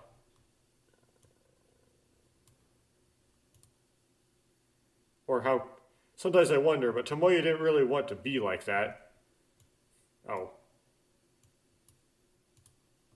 Sometimes he wondered, hey, Tomo-chan, the fountain.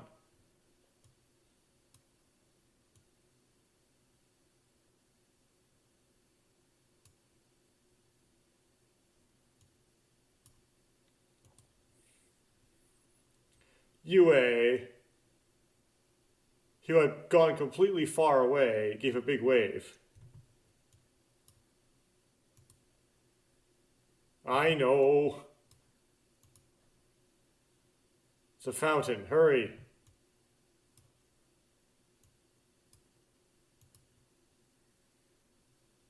Even though, if he thought about it, the fountain wouldn't run away, Tomoya thought, but he quickly made his way there.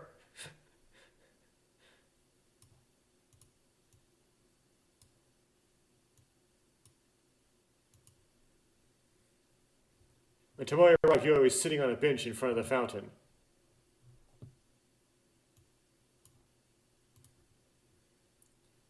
This place is free. Go ahead.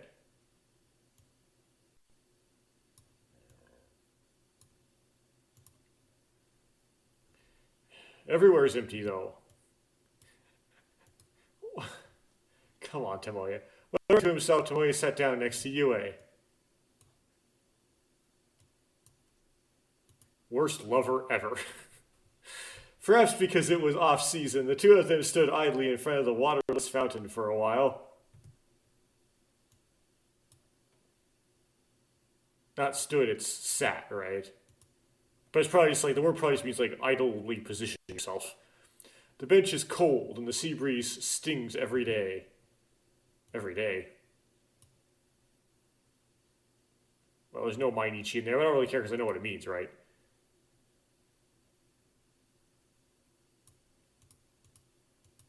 There we go. Get that out of the way.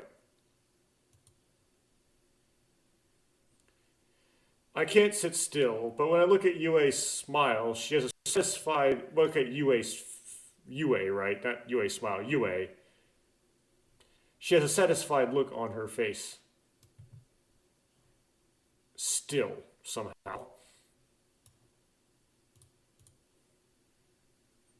I'm happy to be with you, Tomo-chan. How? How is that even possible? Try to get it back aligned. That's close enough.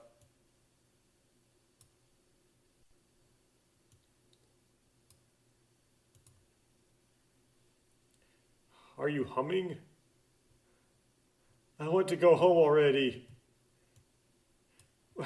It's a basket case.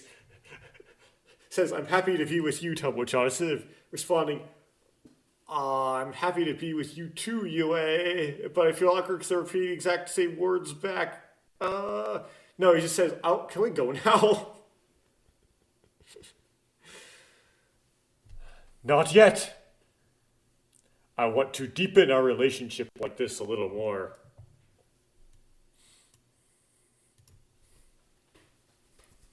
Where did you learn that word? I'm sure there's another way.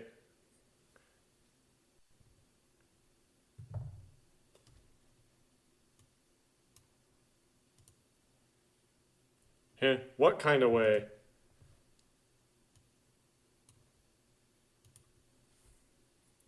Yui tilts her head slightly.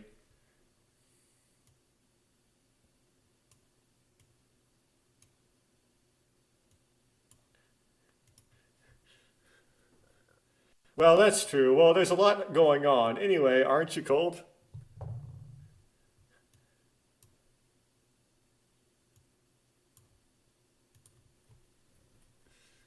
No, Tomo-chan's here.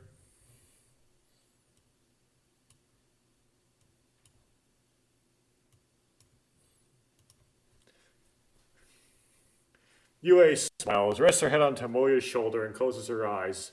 If I leave her alone, she might fall asleep.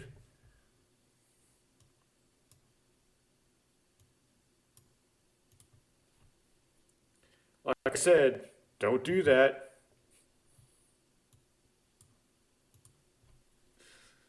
Tomoya lightly slapped Yue on the forehead.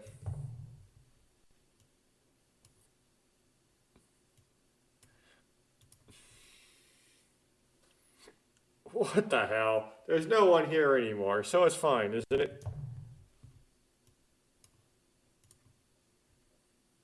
It's not about someone being there or anything. Remember, God is watching.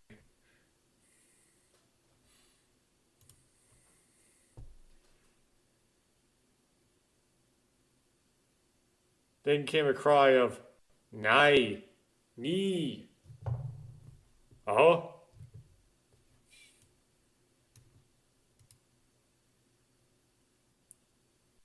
Yue's perspective glittered as she pointed ahead.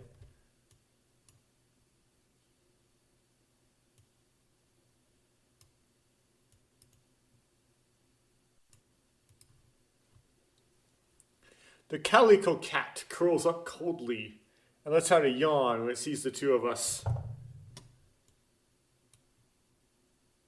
Nekopyon!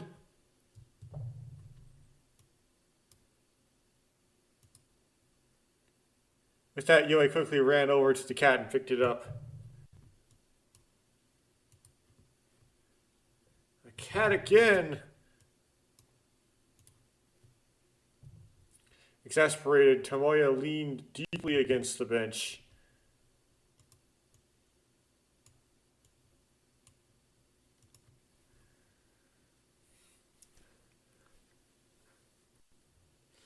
Whoa, you're an old man, aren't you? You'll catch a cold if you sleep here.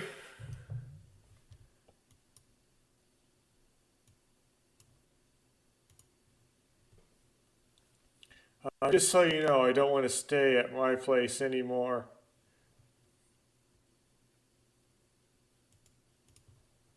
He's talking about the cats, right?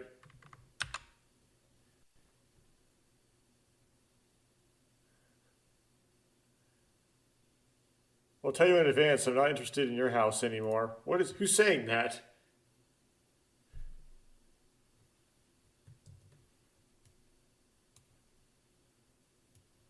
And someone says, no, question mark, Dame.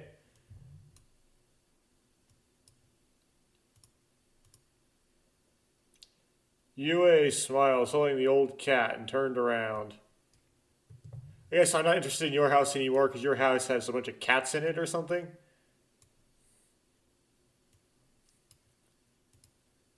Okay.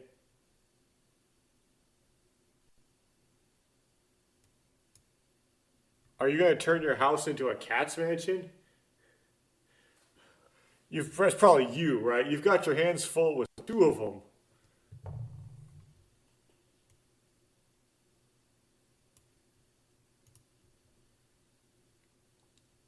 Jeez, Tomo-chan, you're so stingy. It doesn't matter if it's 2 or 3.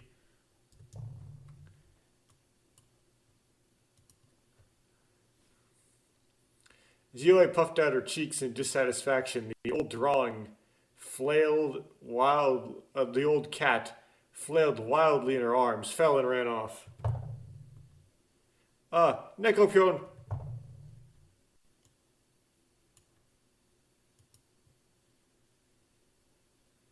Even a stray cat has a roost. I went for a walk and I saw a cat. So it should be fine now, right?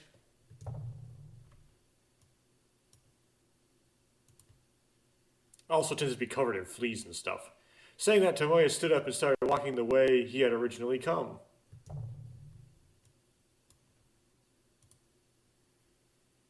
Hey, where are you going?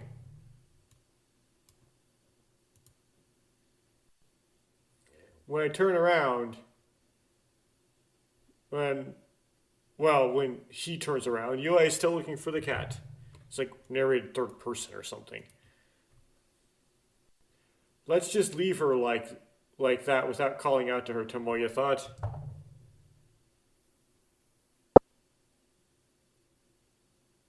Oh, and Tomoya just flees.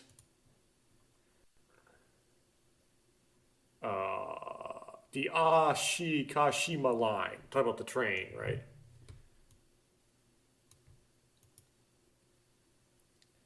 Tomoya was on his way home, rocked by a commonly known as the Shikaden.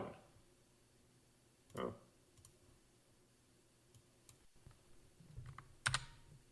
Tomoya was on his way home, swaying on the so-called deer train.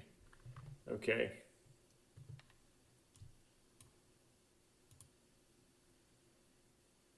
It was about 10 minutes journey from where the school was, located in Igaoka, to the nearest station to... Oh, what is this? 10 minutes from the Sumisora, where the school is located, to Igaoka, the nearest station to home.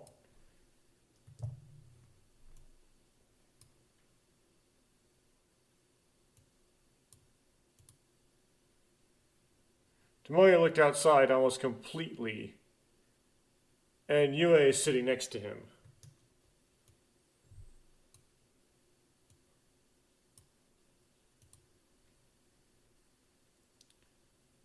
I left her behind in the park, but she caught up to me near the entrance, and she tackled me again.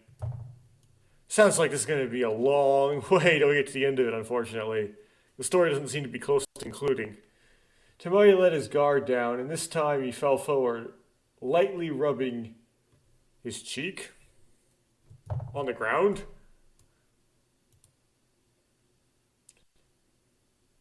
If Yue laughs, it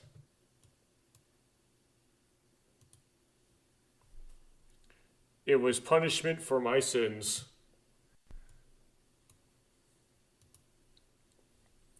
If that seems to be the case.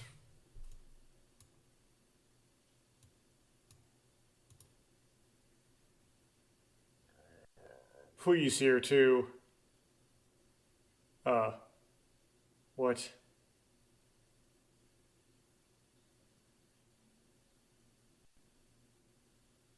Bidoyo, Tomoya-chan. But what is... Let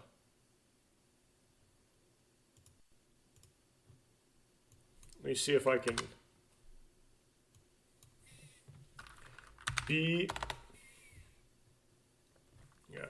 Bidoyo.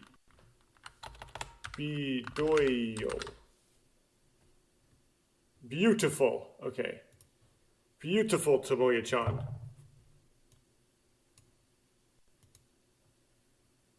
Yue laughs and rubs her body against mine.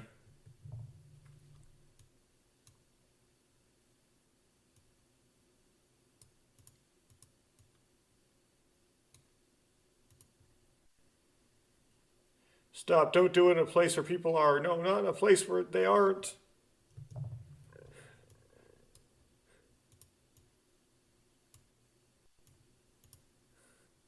Tomoya lightly prodded Yue with his elbow.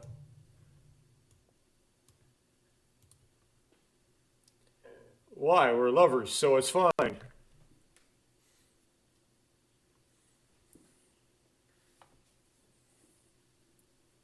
So I presume that like this is gonna keep going until they find a place where there are no other people, right? They're gonna end up like alone or something.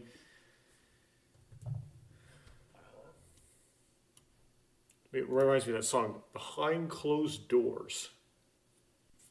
Forgot the name who, let's see, who wrote it?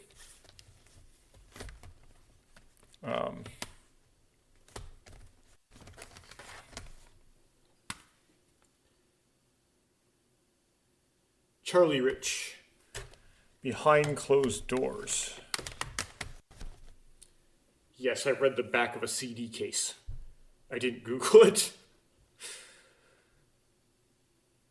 But that doesn't mean you can do something so embarrassing in public.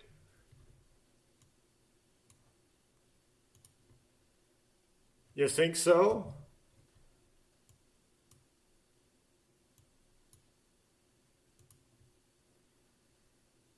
Yue smiled, not learning her lesson, and snugged up against my body. But Tomoya's elbow blocked this too.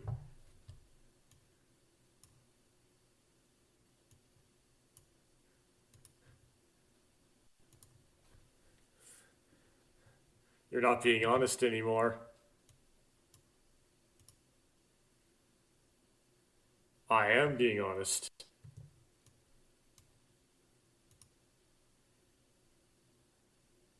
Is it really that embarrassing? Well then.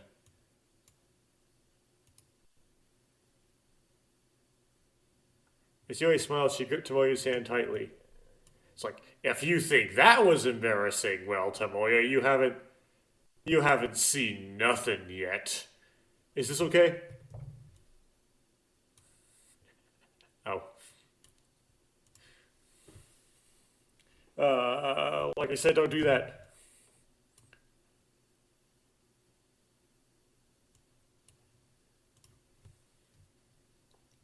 Tomoya shook off Yue's hand, stood up, and headed for the next car over. Wait, Tomo-chan. Even after moving to the next car, Yui suddenly sat down next to Tomoya.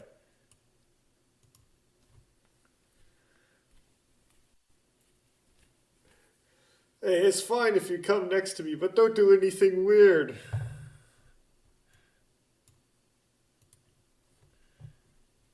What do you mean by weird? Oh, is this what you mean? Yui snuggles up to Tomoya. I tell you not to do that.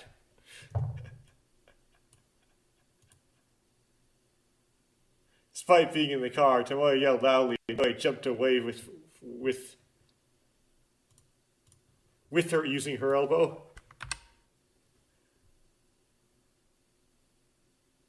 Oh, even though they were in the car, Yoi shot and pushed Tomoya away with his elbow.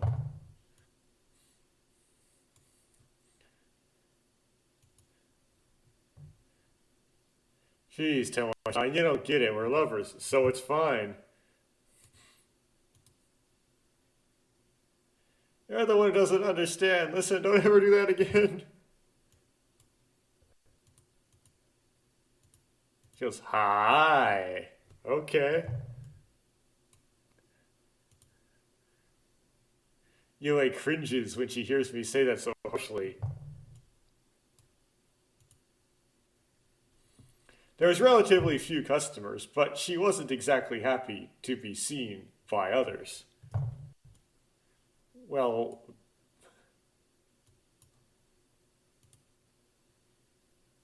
you hesitate outside the window, and the occasional glimpse of the ocean beyond the completely dark. Okay, she basically looks out the window.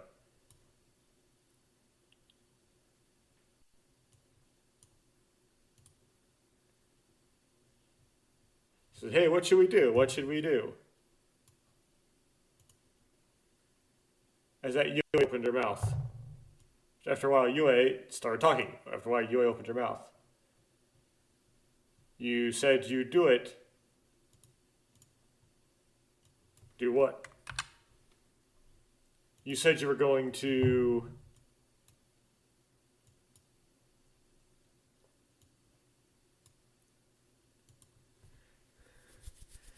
Like I said, Christmas. What would be good? Which would be good?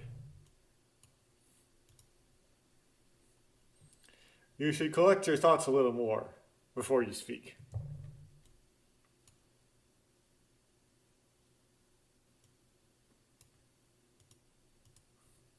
Tomoya. Tomoya looked up, and next to Yue, who was imagining this, whether her face was filled with joy or not. What?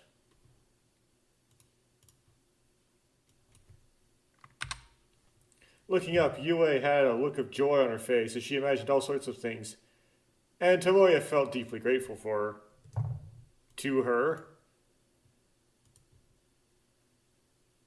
And it's all over now.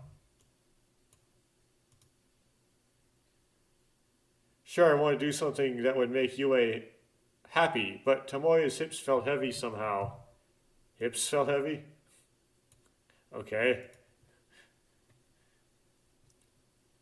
If it was a school event, it would probably be canceled due to the weather, but Christmas would definitely come, regardless of whether it rained or speared. Should be like sleet, right?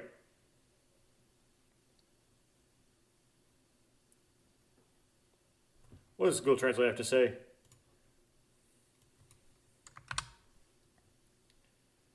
Oh, but rain or shine, Christmas will surely come.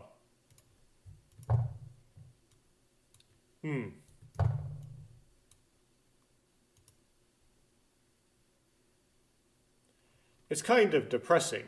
Seeing Tomoya looking down a little, Yue seems to think he's thinking of something good. Their voice gets even more excited.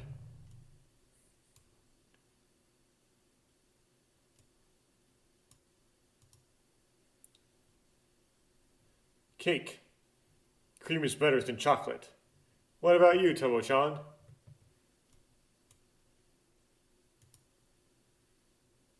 Chocolate? Nah. Did I say that?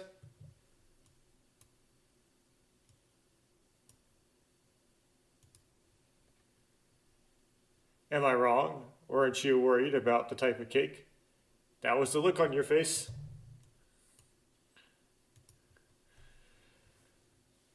What's with that chocolate-like face?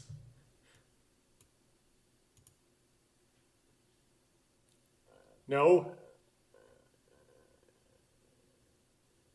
Ja! Chicken? By chicken, I presume she's like referring to fried chicken, just like in Korea, right? Chicken is the word they use for fried chicken. Just any chicken other prepared other ways, they have a different word. Why are you always talking about food?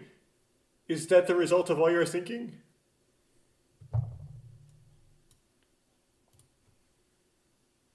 Well then, Tomo-chan, what were you thinking? That, that, there's no way I could say that I didn't hear Yue, that I was thinking of a way to avoid Christmas. Why?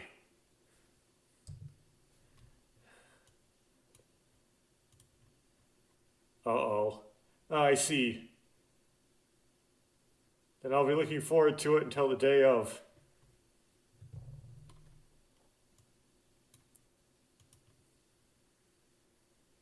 Seeing Tomoya's face when he didn't know how to respond, Yue smiled again, apparently avoiding the question, and nodded to herself.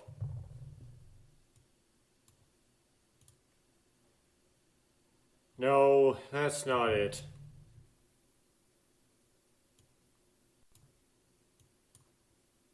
Black background.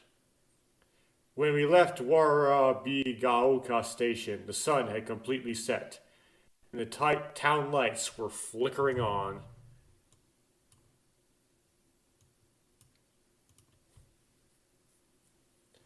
I don't want this to end here. What?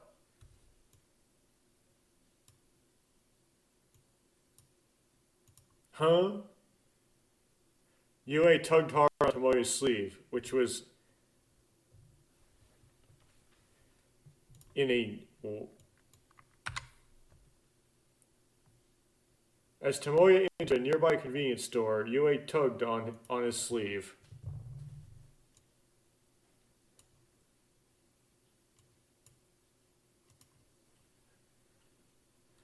I mean, I'd be happy with anything Tomo-chan gave me, but there's still time.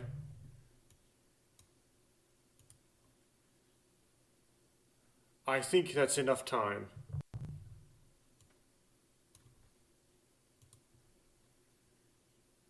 Like, I'm thinking about Yue more and choosing.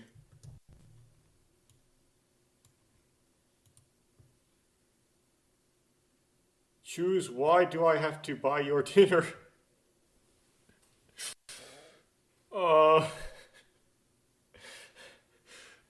hate this guy.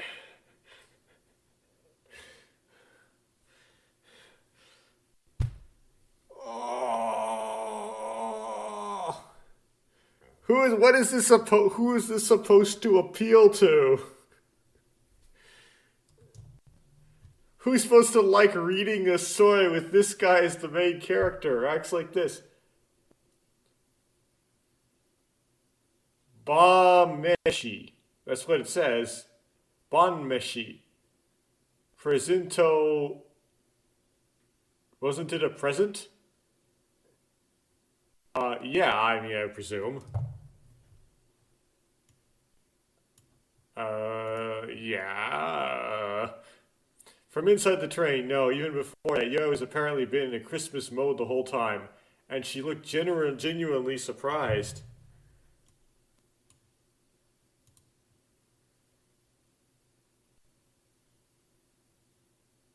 Why? At the convenience store?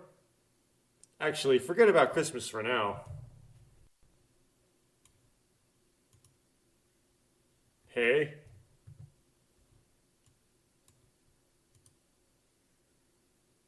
Yue smiled weakly and answered, following Tomoya as he entered the store.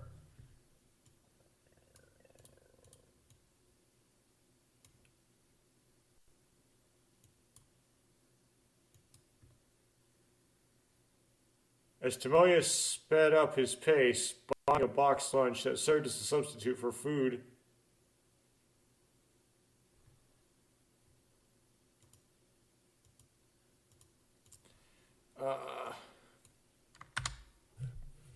Tomoya buys a bento box at the convenience store to replace his dinner and starts walking quickly with Choko and Yue chasing after him.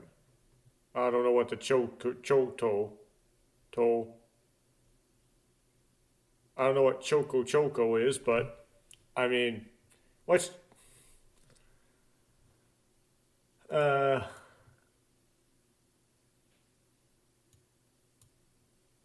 see here, Kana Ko. I want the katakana. There you go. Oh, quickly. So Choco just means like quickly. Tomoya buys a bento box at the convenience store to replace his dinner and starts walking quickly, with Yue following him closely behind.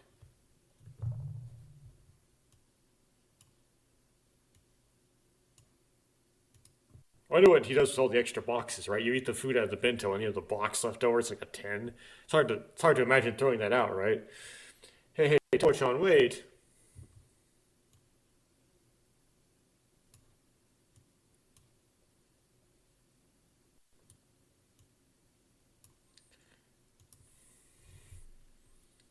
Tomoya couldn't stand the fact that she tried so hard to cross her arms, even in the convenience store. To cross their arms? Yeah, it's probably like cross arms together. Apparently, she was trying to act like a lover.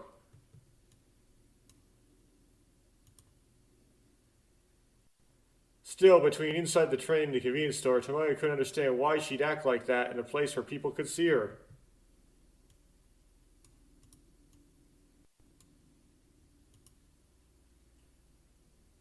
Yue finally caught up to Tomoya and pulled his hand out of his pocket to grab it.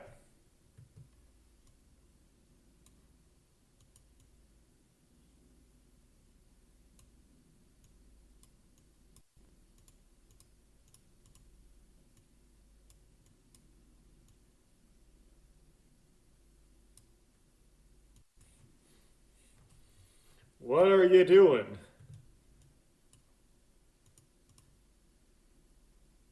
It's warmer, isn't it? This is warmer, isn't it? Definitely warm. Newts.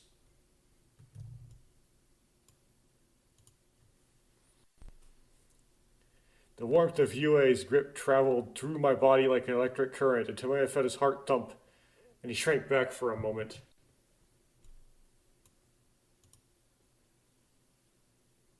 Are you still cold?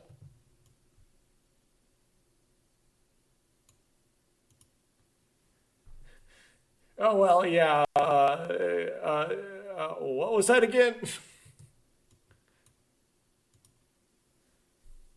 Tomoya gaped theatrically and glanced at Yue.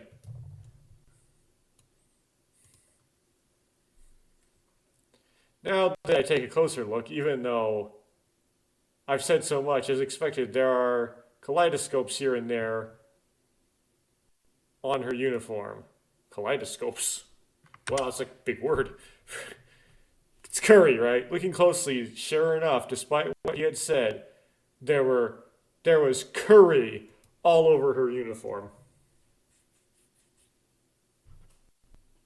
Christmas, Christmas, yo, Christmas.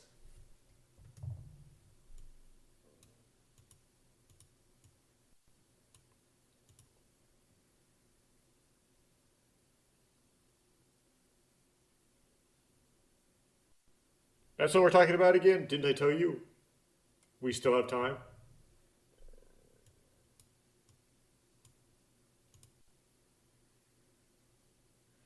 I told you, hey, Santa's giving you a present, so don't you have anything you want?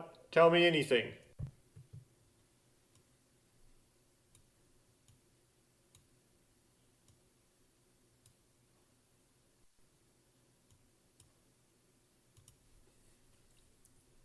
Yoi leans in closer, fawning over me.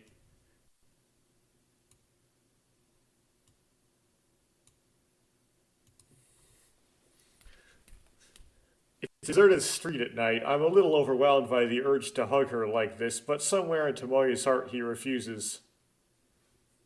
Okay.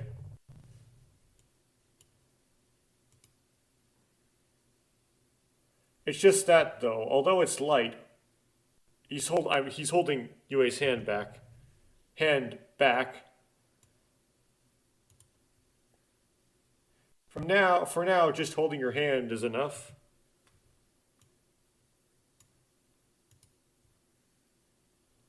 What do you want? I don't want anything in particular.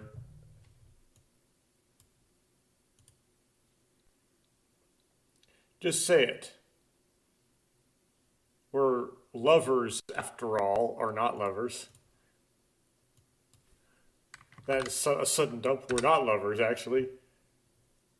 Oh, I have to redo it. I pasted instead of copy. I copied instead of pasted. Just tell me. We're not a couple.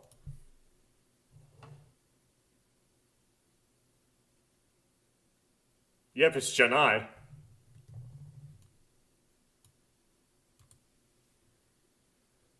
Yue smiles and grips my hand tightly. The word couple catches my eye. Or my attention. That's true, but Yue's words and actions were kind of deliberate.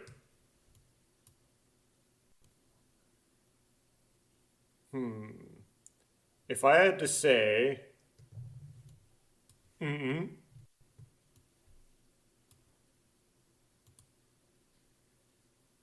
Tomoya looked up as if thinking, shook off Yue's hand, and dashed forward with all his might.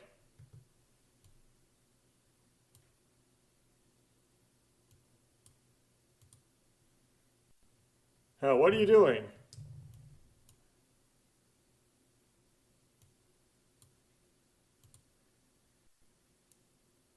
What I want is freedom. I want a free body that you won't cling to.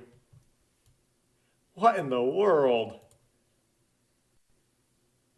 After the distance between them widened a little, Tomoya turned back to Yue and stuck out his tongue with a beep.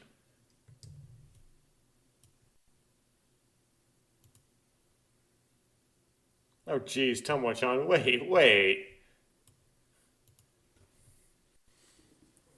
Yue started running after Tomoya, but she tripped over a stone or something and fell headfirst with a loud thud.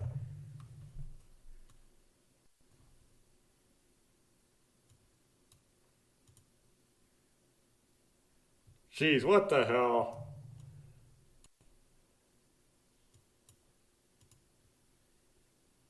It's because I'm panicking.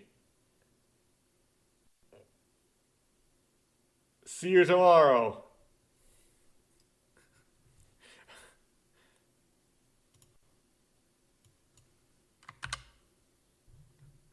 Because I'm in a hurry.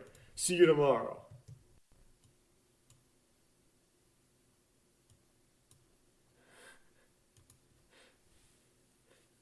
With a smile, Tomoya turned his back on her and ran off again.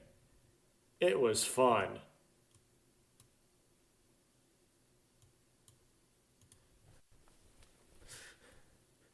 It wasn't because he was just teasing her, but rather because he enjoyed making a fuss like this, just like in the past, rather than acting like lovers. Ah ha ha.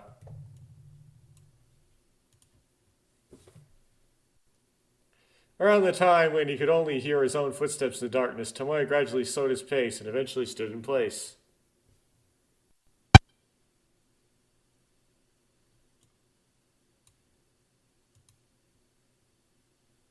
Maybe I was too cold. The deserted streets were awfully cold in the winter air.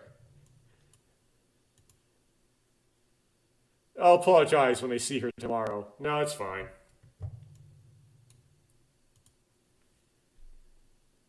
It was a while after that Tomoya noticed that the box lunches in his bag had become a mess. The box lunch in his bag had become a mess.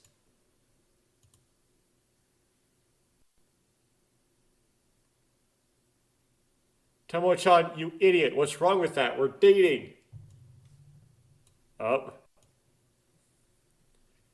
Yue shouted basically loudly as she sat up and faced the dark road where Tomoya was no longer visible.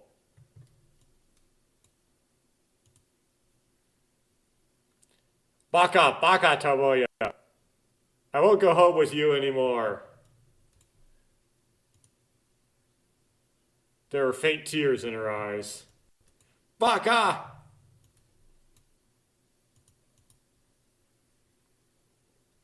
Ever since then, I couldn't help but feel like Tomoya had been keeping his distance for some reason ever since that confession. Knowing that, Yue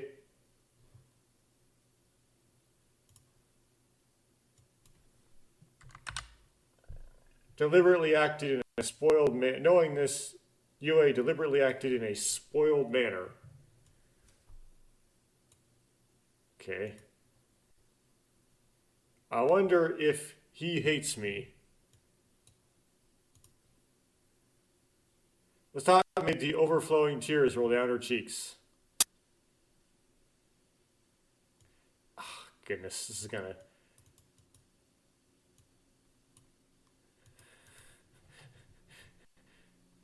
It was... Well... The morning. A green morning.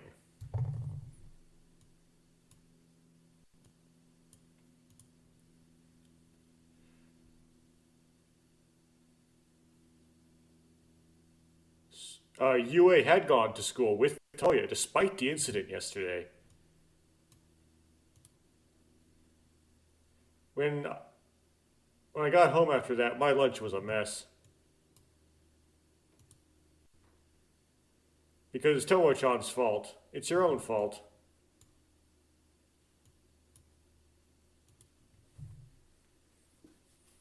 You reap what you sow. Next time, let me have a replacement. Oh, except for your handmade one. What?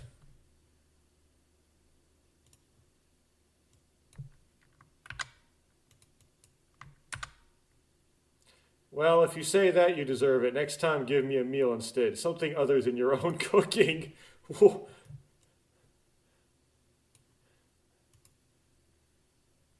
What? I'll make it for you. As punishment. It was a usually friendly commuter train conversation. Friendly, quote unquote. But for some reason, the two of them seemed distant. It was there. This third person, I keep forgetting. As I thought, what happened yesterday had caught Yue's attention. As I thought, the narrator gonna turn out to be a character somehow. He might hate me. No, he's just a jerk. He's just a cool dude, as they say. The thought made me feel gloomy, so she tried to act as cheerful. Made her feel gloomy, so she tried to act as cheerful as possible.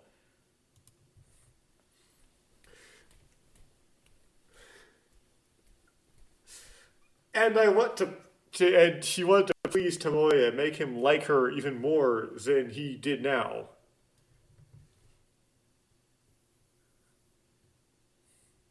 This is extremely toxic. First, we have to fill the outer moat. What? Okay, I guess we're filling in a moat then. Once they reached the school, Yue clenched her fists.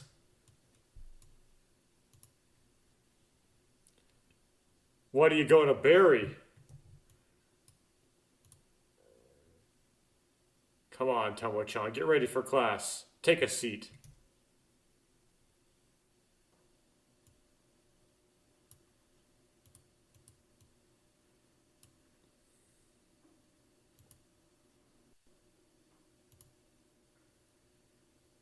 Yue pushed Tomoya to his seat, stepped out of the classroom, hid behind a nearby pillar.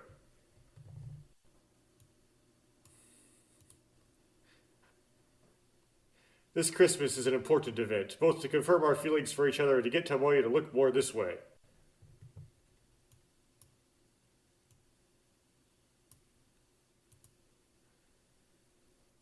In order to do that, she wanted to give him something heartfelt, even if it meant giving him a present. It's not be kind of from Yue's perspective. But even if she asked her directly, he just dodged the question. If I ask him directly, he'd just dodge the question like he did yesterday.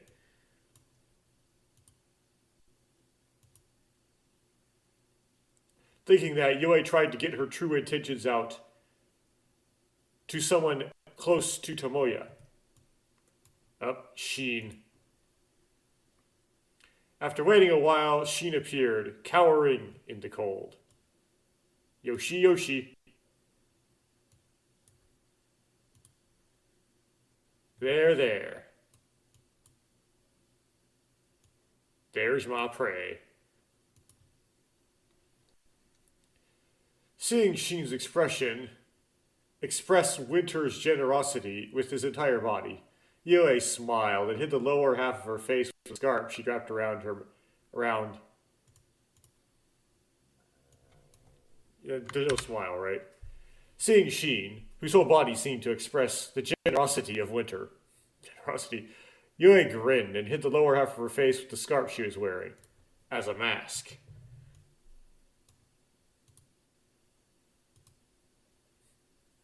Sheen was gradually getting closer.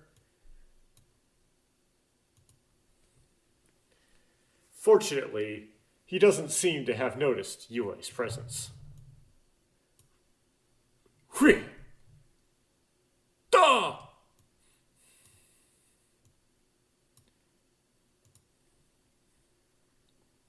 With a voice that neither a yawn nor a sigh, Yue grabbed Sheen by the collar as he was about to enter the classroom. Name, or Nanu, which I'm not going to bother translating in a case of nonsense, but Nanu is Nanu. Come here. What? Kochi Ite. Still gripping his collar, Yue was surprised by the suddenness of it all and led Sheen, who had no resistance outside.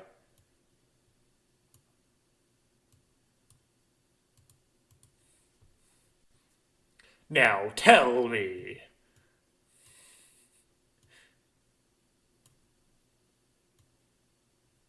This is fun. I like this part. When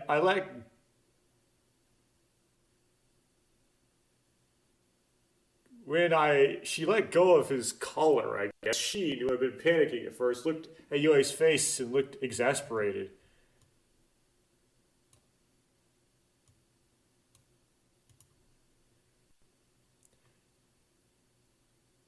What are you going to teach me, Yue-chan? Teach me?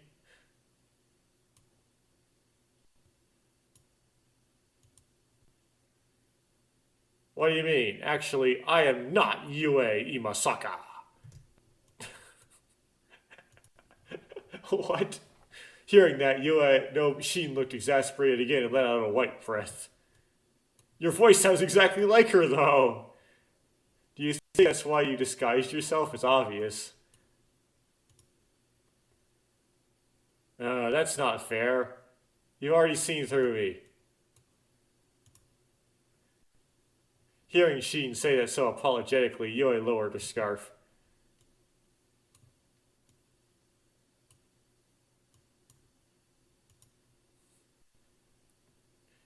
Then let me ask you again. Hey, what is Tomo-chan's favorite food?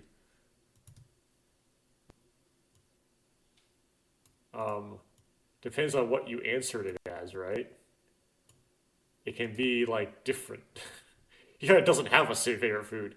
Oh, so that's how it is. In that case, why don't you just ask him yourself? I'm asking Shin-kun because I can't do that. Normally, Sheen looked up to the heavens. Oh, it says heavens.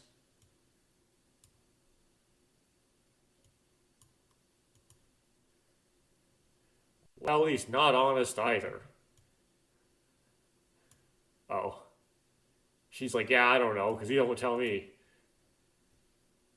Yeah, that's right. It's a problem. Yesterday, too. Well, whatever.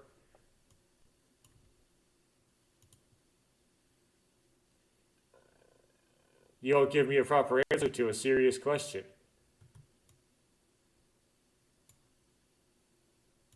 Or it's, oh, well, you're not honest either. Maybe she's like alternating that way.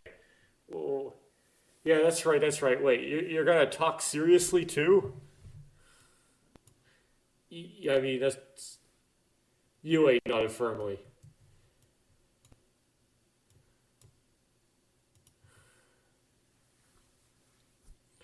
How rude. I do it sometimes. No, I guess I did. Well, it was Tomoya's favorite.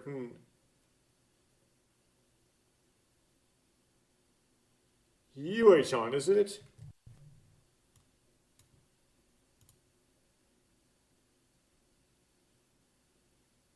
Yue smiled at Sheen's answer.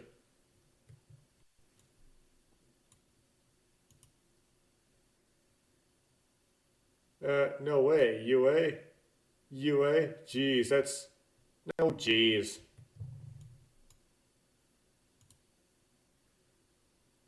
To her embarrassment, Yue slapped Sheen firmly on the back.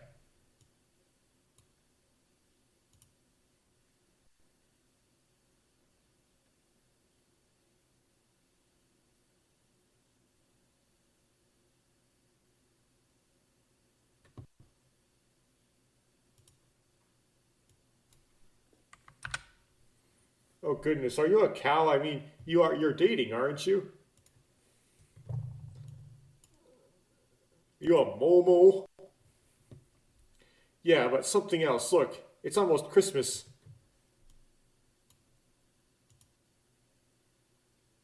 Oh, I see, you mean the present. I don't know what it is.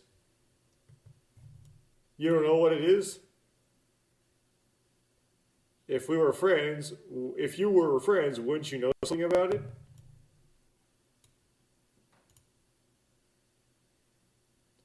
Well, friends are friends, but I don't know what his tastes are. I don't know if I had to say.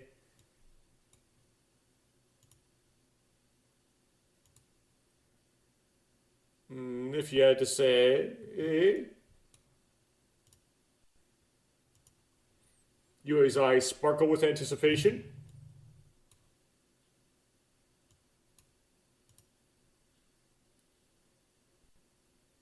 Maybe it really is Yui after all. But I'm not a food, Sheen. I'm a person. Then it's not the same as before. Is that not the same as before?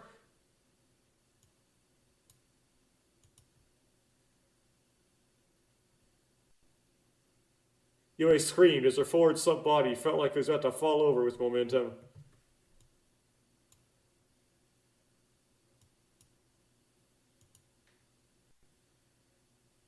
I mean, we played games together. We talked about stupid things, and what's that? What does he like?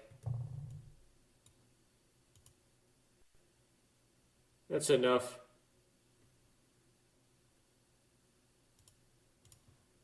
I can't even hear you, right?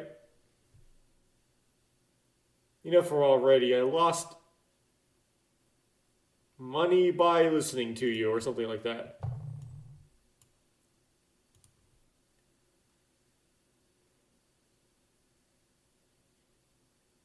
Yue got angry at Sheen's simmering attitude, and her shoulders stiffened as they head back to the classroom.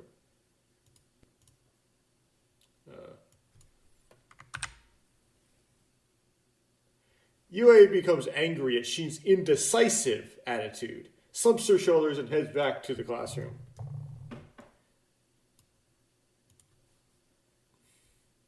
Ask Kaoru next. Wait, Yue-chan.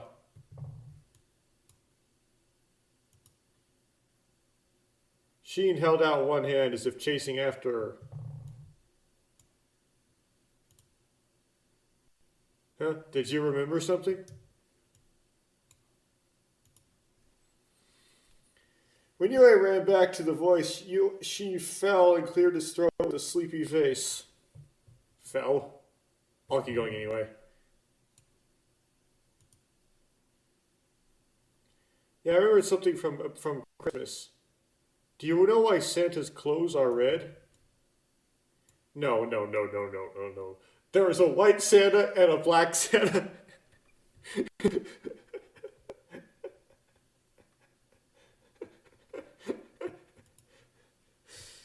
I don't know if Uchikoshi even wrote this after story. Does that have something to do with Tomo-chan? There's been an explanation for why Santa's clothes are red in a different Uchikoshi game. There has been.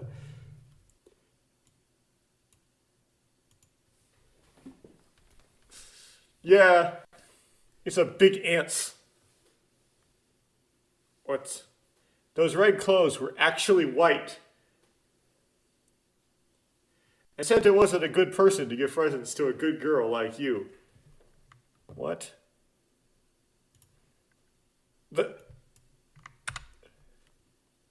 Yes, there are ants. What about ants? Well, why is it ants? I don't get it. I mean, it doesn't look like the wrong kanji, wrong katakana.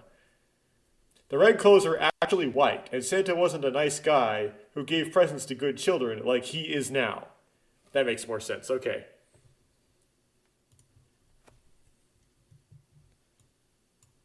Ho ho.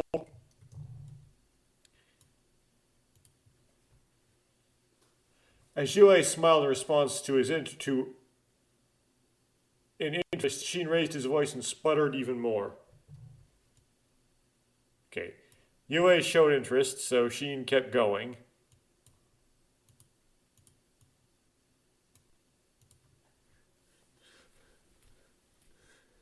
Santa was actually a government official. Wasn't he? Every year at this time of year, he was ordered by the higher-ups to purge people who weren't good for the world. In other words, execute them. I wonder if this is where Uchikoshi got the Black Santa, White Santa idea. Wow, that's scary.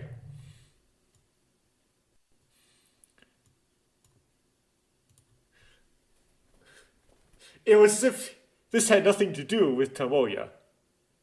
But Yue was still listening to Sheen's words.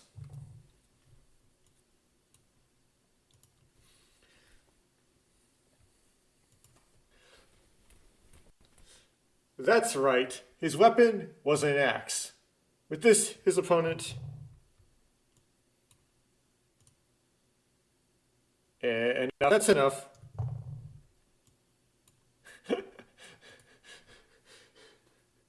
Perhaps I wanted to hear what she had to say. Yue cringed lightly put her hand on her ear.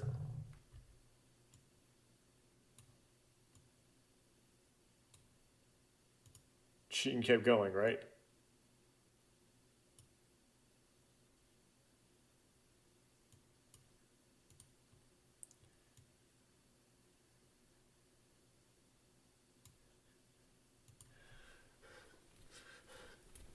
And well, while we were repeating that, Santa felt ashamed of what he'd done, and decided to give everyone happiness instead of fear this time.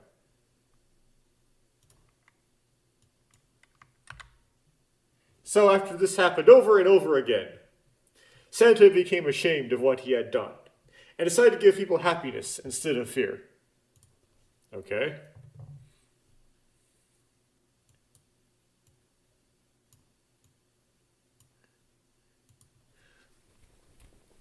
Then what color are the clothes?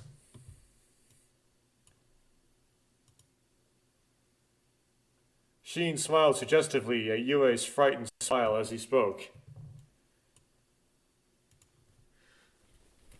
Ah, that's the person he's holding. By holding. Oh, that's the men he killed. There we go. Why are clothes that color? Oh, because that's the men he killed. Yeah, but we like dark red or brown. No way, no way. I shouldn't have asked. Jeez, I'm scared.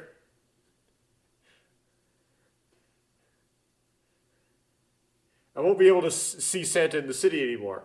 Wait, what?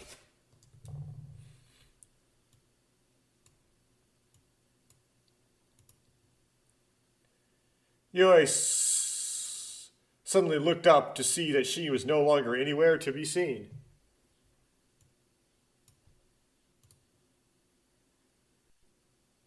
For a while, Yue hadn't noticed that he had run into the classroom quickly, with Yue caught in the smoke from the random horror story.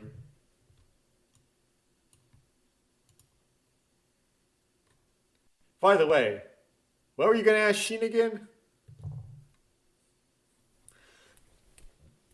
So it's just random?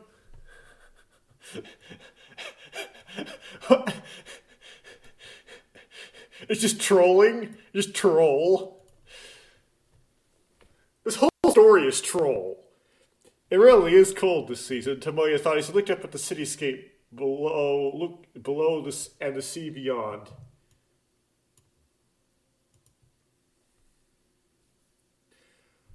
I thought I'd get some sleep after class, so I came to the roof, but it was too much sleep for me. Oh. But I was so sleepy that I couldn't even take a nap. Oh. It's like so sleepy you can't fall asleep? On the other hand, I don't feel like going back to class. But you have to, though. I had no choice but to stare blankly at the scenery through the chain link fence.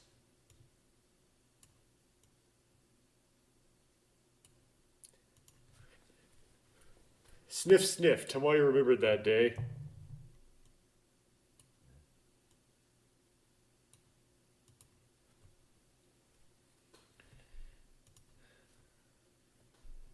I'm glad I confessed to Yue in the rain, but the next day we both caught a cold.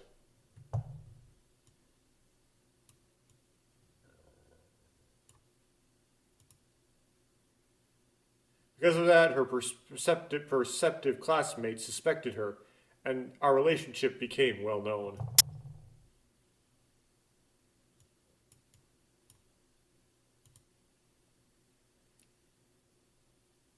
Oh, I see the red line is messing with things. Okay. You don't know what the red line is. It has to do with something on my end. That's better. Hey, what are you doing here?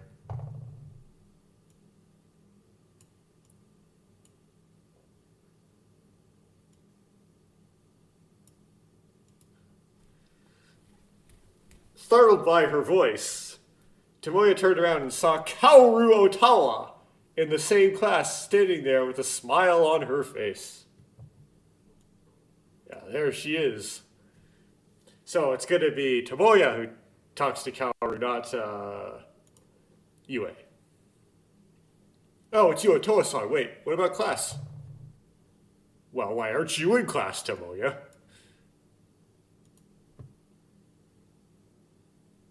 I got sick in the middle of class, so I thought I'd go to the infirmary, but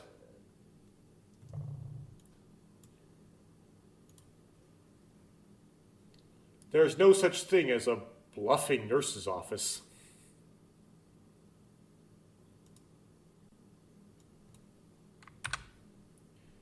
Is there really an infirmary this open?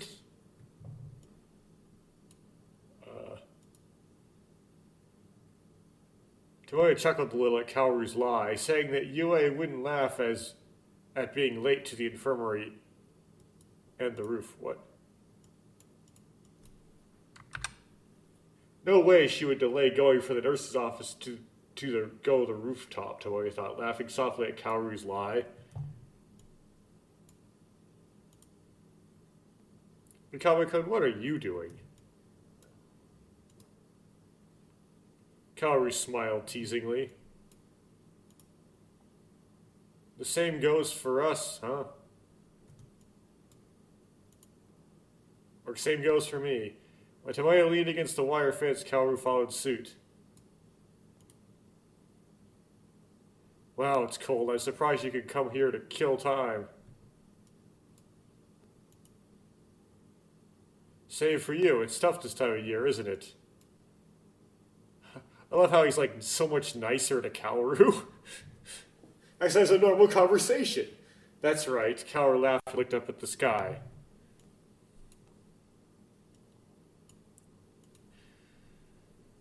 It's winter already. Okay, I'm out of time. So I said I had 2.5 hours, and I only had 2.5 hours, and now those 2.5 hours have passed, and I'm still not done with this. So I have to quit. Is it like gonna let me save in the middle?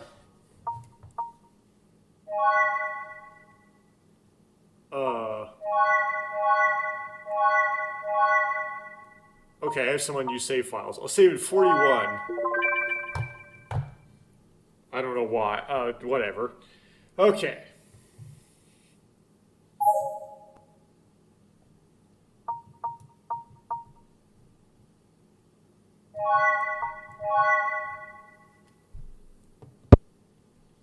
Okay.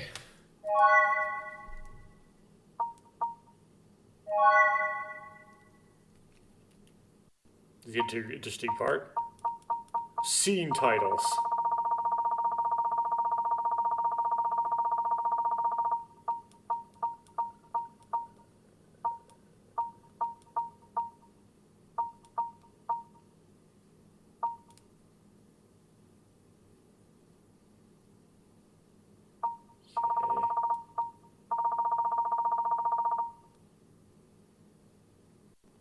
Oh.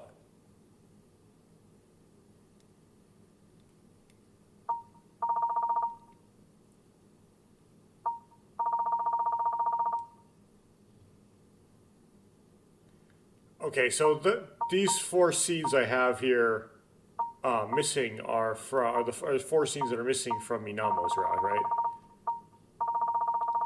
Yeah. And there's another one missing from Inamo's route. I presume it's like at the end of it. And then these are all the UA, like UA seeds. 141 is the Ayaka ending.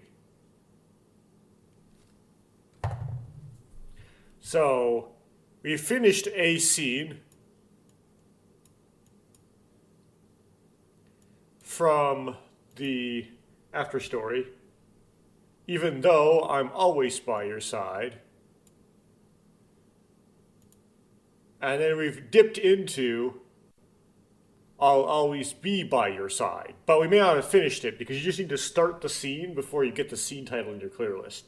But there's 2 more scenes, right? So these 4 scenes, I'm guessing are, well, there's no way you can see my cursor. The 4 scenes, 142, 143, 144, and 145, I presume are all after story scenes.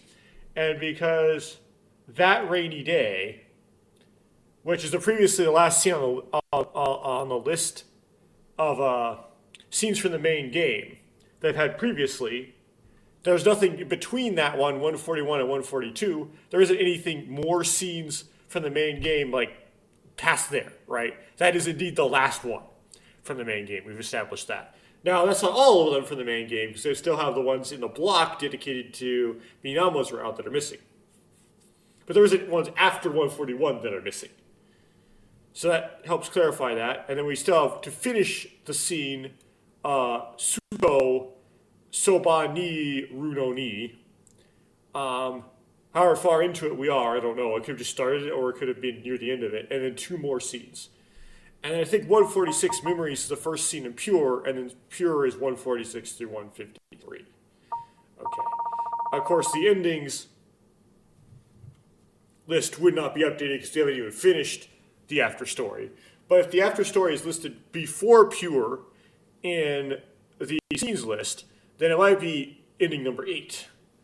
And 9, 10, 11 are Pure, but we'll see. If it does, it is number 8, then it'll establish itself as a partition. Right, everything above 7 is the main game. Everything below is Pure. So that means I would know I have every ending in the main game if it is indeed 8. And then I would also know that Pure has 3. Because there's obviously no choices in the after story, so it's going to only have 1 ending. Unless they do some complicated logic where doing things different in the main game affects the results in the after story right after or something nonsensical.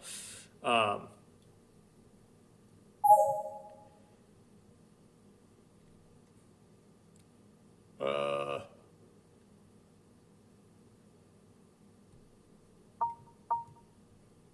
and then I check this.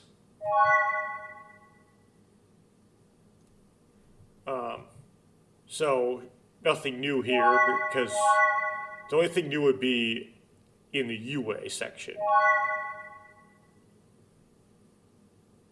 And it's oddly not in there. I don't see it. I don't see that background. It's like, I know it was you maybe would count as a background and not a CG, but you still expect it to show up in the CG's list. I guess it doesn't. That's interesting. Maybe it's in the extras. We'll pan over to that. Oh, okay, it's in the extras. It's actually the first one in the extras.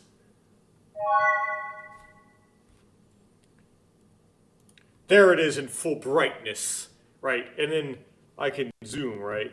Yeah, so it appears like this in the game. Well, I can really zoom. Okay. And then like that in the gallery. It's like a full-size version of it.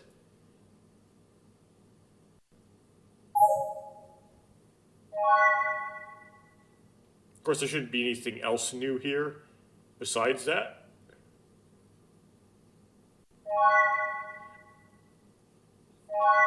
Yeah, I don't think I see anything new otherwise.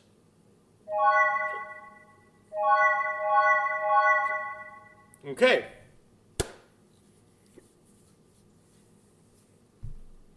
Sweet. Well, maybe next recording I'll finish the after story, but because I might even be halfway through yet, based on the scenes list, maybe not. Maybe it'll take 3 recordings. Maybe it'll take 4. It shouldn't take more than 4, though. Okay, if you watched all that for some reason, thank you for watching it. That was kind of a lower quality translation job because who was talking was confusing. Get confused by who's talking in there. I do not do well with dialogue where it's not delineated who said what line. Just in general, with it being in Japanese, just in general. But when you have to translate it, and that's the case, it gets even worse. Because context helps you figure out what something means, right? If you get confused about the context, you get more confused about what it means. Anyway, if you watched all that, thank you for watching that. Yeah, whatever.